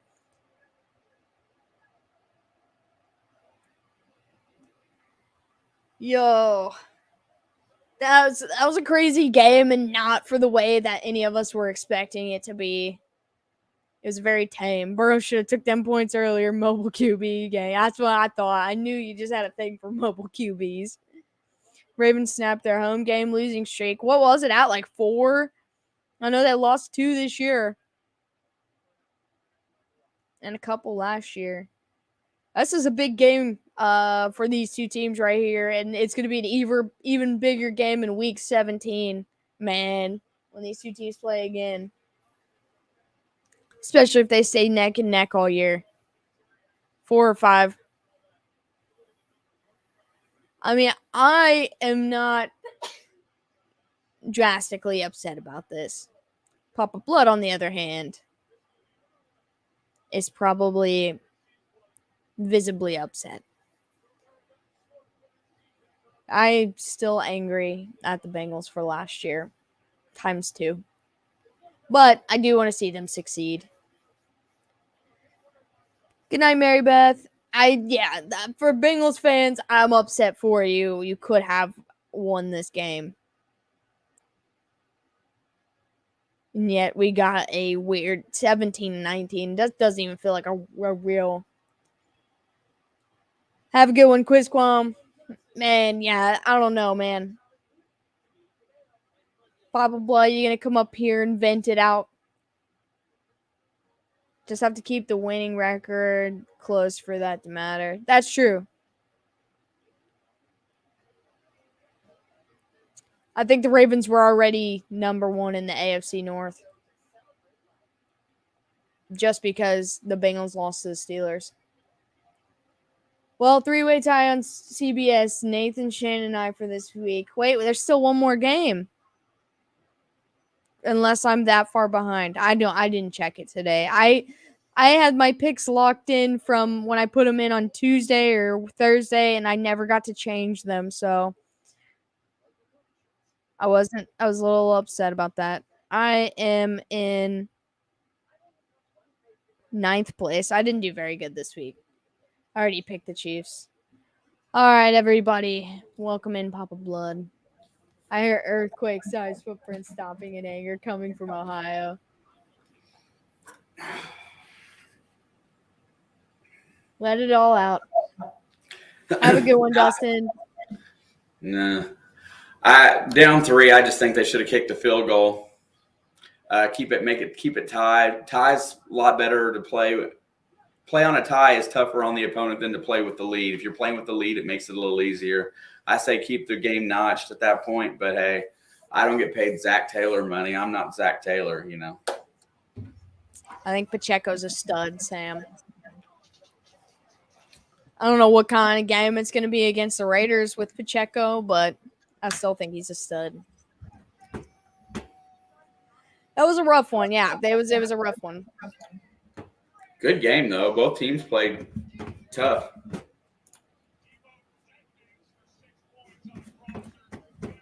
Dabney said, "Hey, Shane, sorry to hear about this outcome, man. I was rooting for you to kick the Ravens A."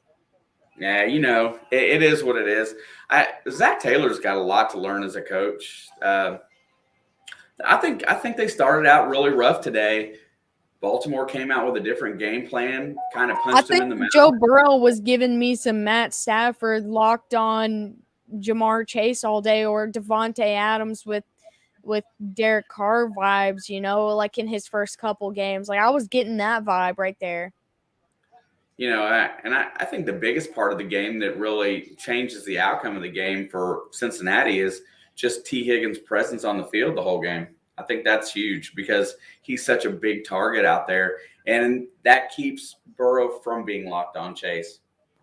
It's an experience today. They, you know, the odds were that they were going to lose today. I just figured that the defense was going to do a good enough job to win, and which they did.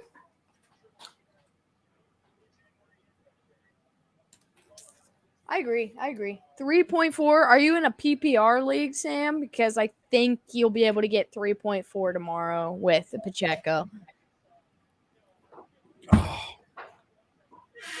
Have a good one, Daniel. Puppet said, Shane, your camera's too high. Oh, it's not too high. It's that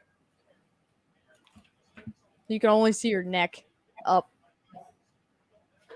Oh, I was looking at never mind. I always keep it that Nathan, way. Enjoy the rest of your night, man. I'll definitely see you in here tomorrow. It should be a fun one. Who was the big tight end that stretched out to the end zone on that great play early? That's Hurst. Yeah, he's that guy they picked up from Atlanta. Former Raven. He was a Raven, yeah. Yeah, Mark Andrews took his job. Well, Mark Andrews is one of the best tight ends in the league. I think that's why he's got a big chip on his shoulder. That's fair. See all losers for the L tomorrow. Later, Puppet. At least his basketball IQ is off the charts. Wait, who are you talking about?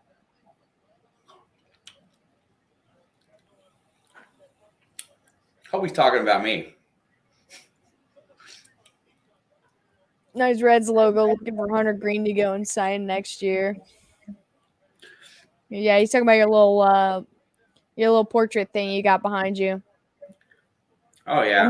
I'm not used to your camera being on the fireplace. I decided to swap things up a little bit today just to make everything a little different. It makes your picture a little more white. Mm-hmm. Or it might be the hat. I don't know. One of the two. I'm still gonna play with it. I still gotta paint the walls down here. Period. So. I like that Joe Burrow at the end of the game looked like a kid who missed the ice cream truck, not lost a game in front of 1 million eyes and is making $30 million. That's fair. I respect Joe Burrow. I'll say it. I respect Joe Burrow. You know what a lot of this year comes down to with this team? Thinking that they were better than they really are. You know, we talked about this. The run they got on to go to the Super Bowl last year was a good run. They played good football the whole way through. They had the ball bounce their way several times. But we mentioned the whole time that they weren't that type of football team yet. They weren't quite ready for that level of achievement. And obviously they're still one piece short on that offensive line. I think at least one good backup piece. And they got a few other things to work out. Joe Burrow's got to work on ball release time, making better decisions in the pocket, and stop getting tunnel vision for Jamar.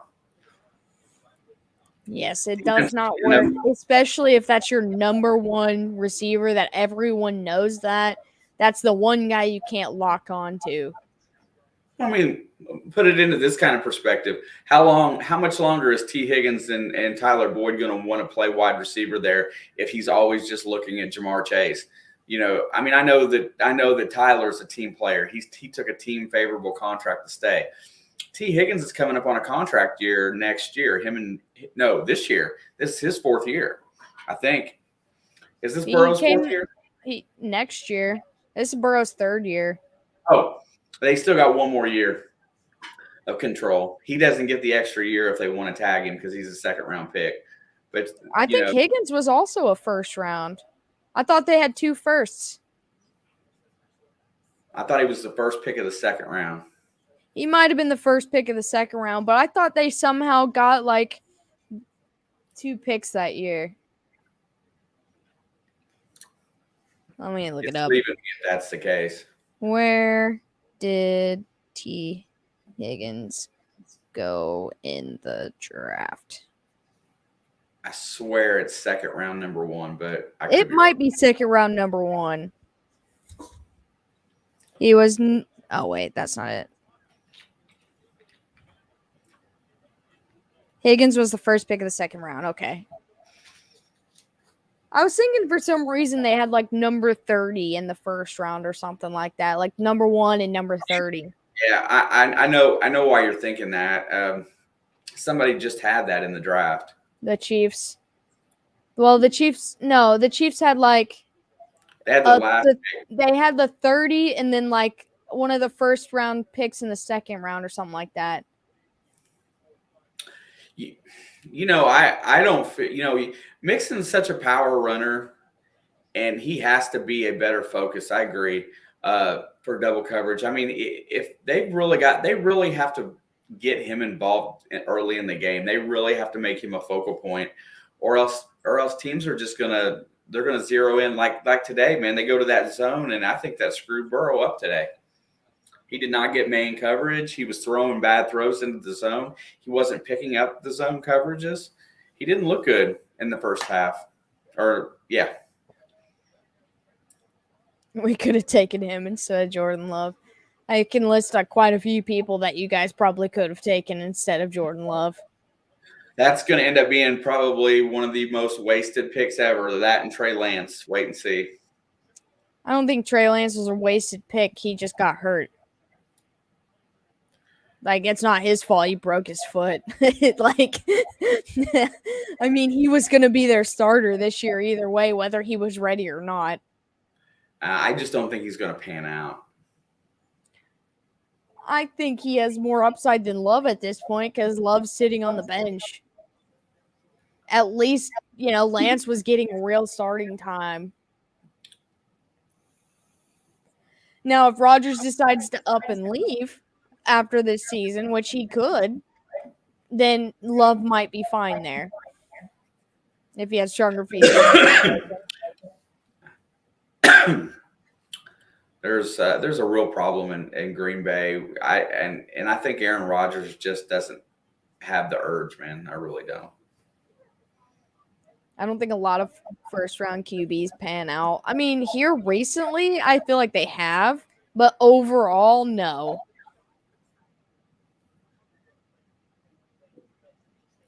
I think Baker Mayfield is the next number 1 that you might see in the CFL. I mean, yeah. Well, you've got Lamar, Josh. Wait, Josh went in the 1st round too, didn't he? Josh Allen? Yeah. 7th pick. Yeah, so Lamar, Josh, Mahomes went late in the 1st round. Burrow, Herbert, Mac.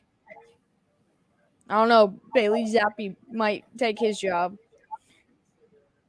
I mean, if you go in there and play underneath the way the system's designed, that's what Bill Belichick does. He makes players with lesser ability shine in a system.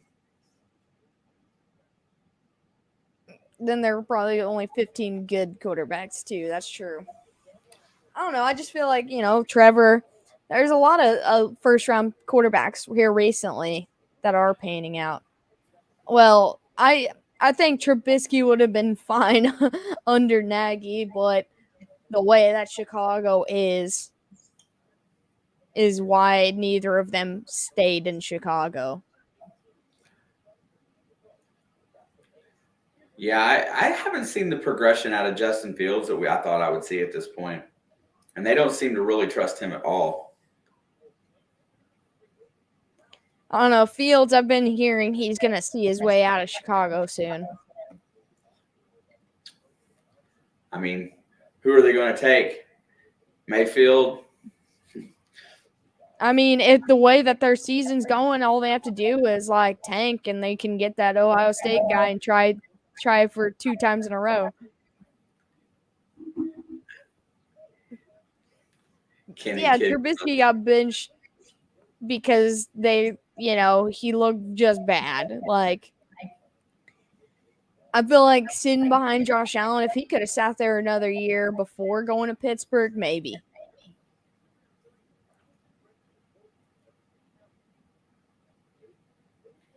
So if you take 4 quarterbacks in one round, they probably all aren't going to be good. But I feel like there's a chance that 75% of them will be okay. That's true. The Bears can go after whoever. The Bears might get Jimmy G for all we know. We haven't talked about that possibility yet, but yeah, they can't trade him this year though. No, I mean next year. They'll have the cap space to pay him too. Fields might look pretty good in Seattle. I could see that. Yeah, there's a lot of teams that are going to need quarterbacks. Okay, what do you think about Jags at Colts next Sunday? And then let's talk about tomorrow night's game. Wait, what? The Colts better step it up, man, or their season's over. That's all I have to say. I think the Colts can win that game. They've played their best football at home this season. They can't afford to lose to the Jags again this season. I don't know. I think if they lose to the Jags at home in any manner like they lost in Jacksonville, I think everybody's fired. Everybody's fired. I think that's as closest to a must-win thing as any team's got so far this year. And let's see, what was the other part of that question? And tomorrow night's game, I think tomorrow night's game is going to be like tonight, just a little more scoring. Oh, I hope so. I just thought there would be more scoring than this one. I did too. I bet the over today. I rolled my money from New England this morning into tonight and lost. Chiefs and a laugher. Similar skill set to Wilson with the coaching, knowing how to use it better. Yeah. Are you talking about Geno? I just think that the Raiders are a good team. I think it'll be a fairly close game, but it won't be a super close game. I feel like it'll be like a close game through half, and then whatever team is going to win is going to just dominate the second half. I think that's what's going to be. One team's not going to be able to go toe-to-toe with the other. Listen, stupid things happen. I told you I wasn't going to be cocky going into this game. But I think Carr can even get 100 yards on that KC defense purely because it's divisional. Yes, I do think so. Oh, yeah. I don't think the Raiders are bad at all. I think the Chiefs are much better, but I don't think the Raiders are bad. And I think the Raiders are divisional. I think the Raiders are a good team. They're just they're not well coached right now. Yeah, I think they're 100% of their issue. Like, no, I'm gonna say 95% of their issue is Josh McDaniels, dude. Like, did anybody think the Jets would be 3-2 right now? I did. I did. The GOAT is returned. Let me see where I had in my preseason, like how far I had them actually, like by week 5. Because I have all the games wrote down. So I can see if I'm a lion or not. 2, 3, 4, 5. I had them 2-3, so I wasn't that far off. But I gave them love this season. I had them finishing 9-8, so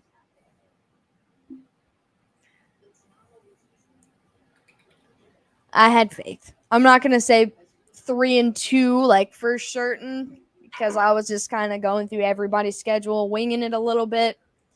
But I had good faith in them. Yo, nice forehead. The Colts definitely need to get healthy. I need Shaq Leonard healthy. I know he broke his nose and got the concussion. They need a lot of guys. Jonathan Taylor healthy. Hopefully Hines is fine. Hopefully it's not as bad as it looked.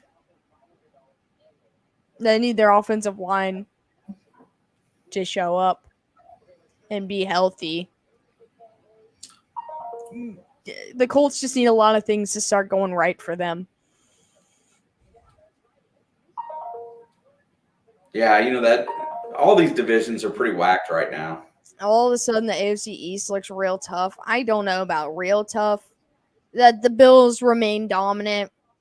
The Patriots are figuring it out slowly but surely. The Jets, as much as I want to say, like, they've got that dog in them and they're going to, win a bunch of games, they're still going to struggle. They're still a young team. And the Dolphins,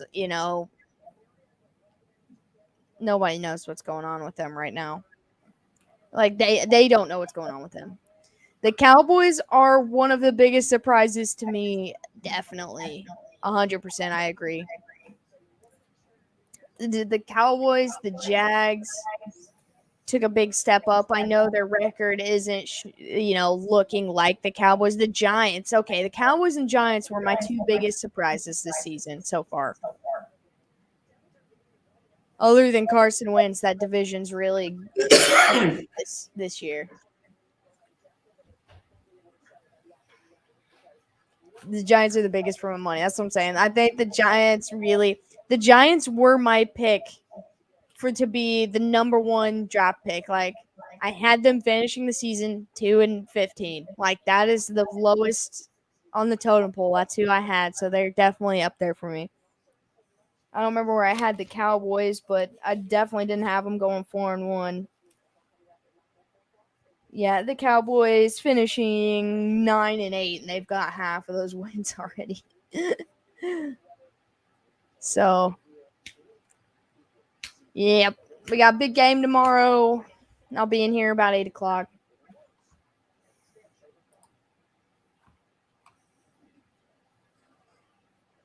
So I can't wait to. As soon as I get out of work, I'm gonna be like getting myself all hyped up for that. Should be illegal to have to work on the day that your team plays football.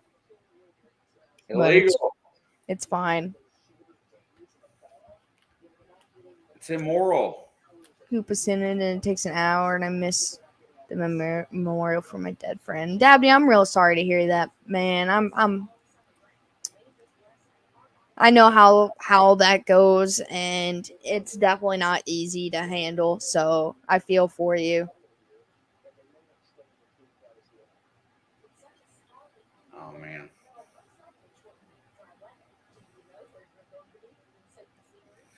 In the morning, oops, forgot West Coast time. Games start like at 5 p.m. Wait. I don't remember what I said. Well, the game's not till 8 p.m., but It's 8 p.m. our time, 5 p.m. West Coast. Okay. I get it. I forgot he said he's the Seattle area. So that makes sense.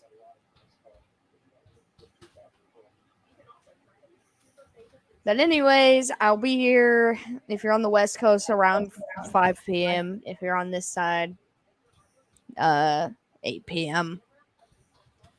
And if you're anywhere else in the world, I don't know. I know Ben comes in here at like 2 a.m. or something crazy.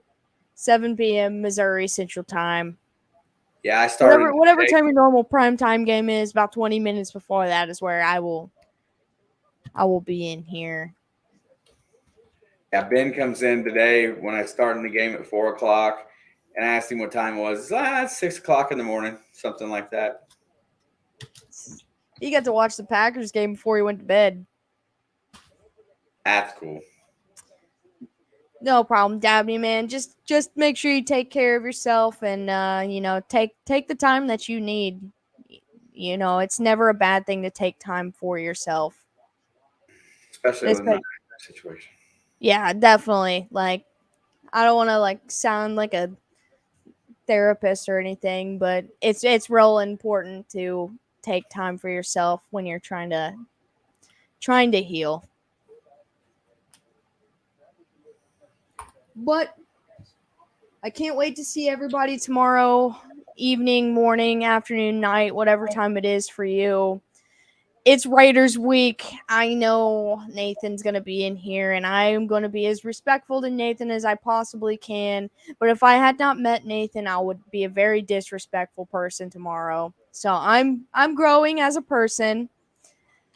And it's Raiders week either way, so I'm gonna go to work at least and be disrespectful all day because I don't care about respecting them there. I'll be respectful here because I love you guys. I love all of you guys, but at work they're getting all gas, no brakes.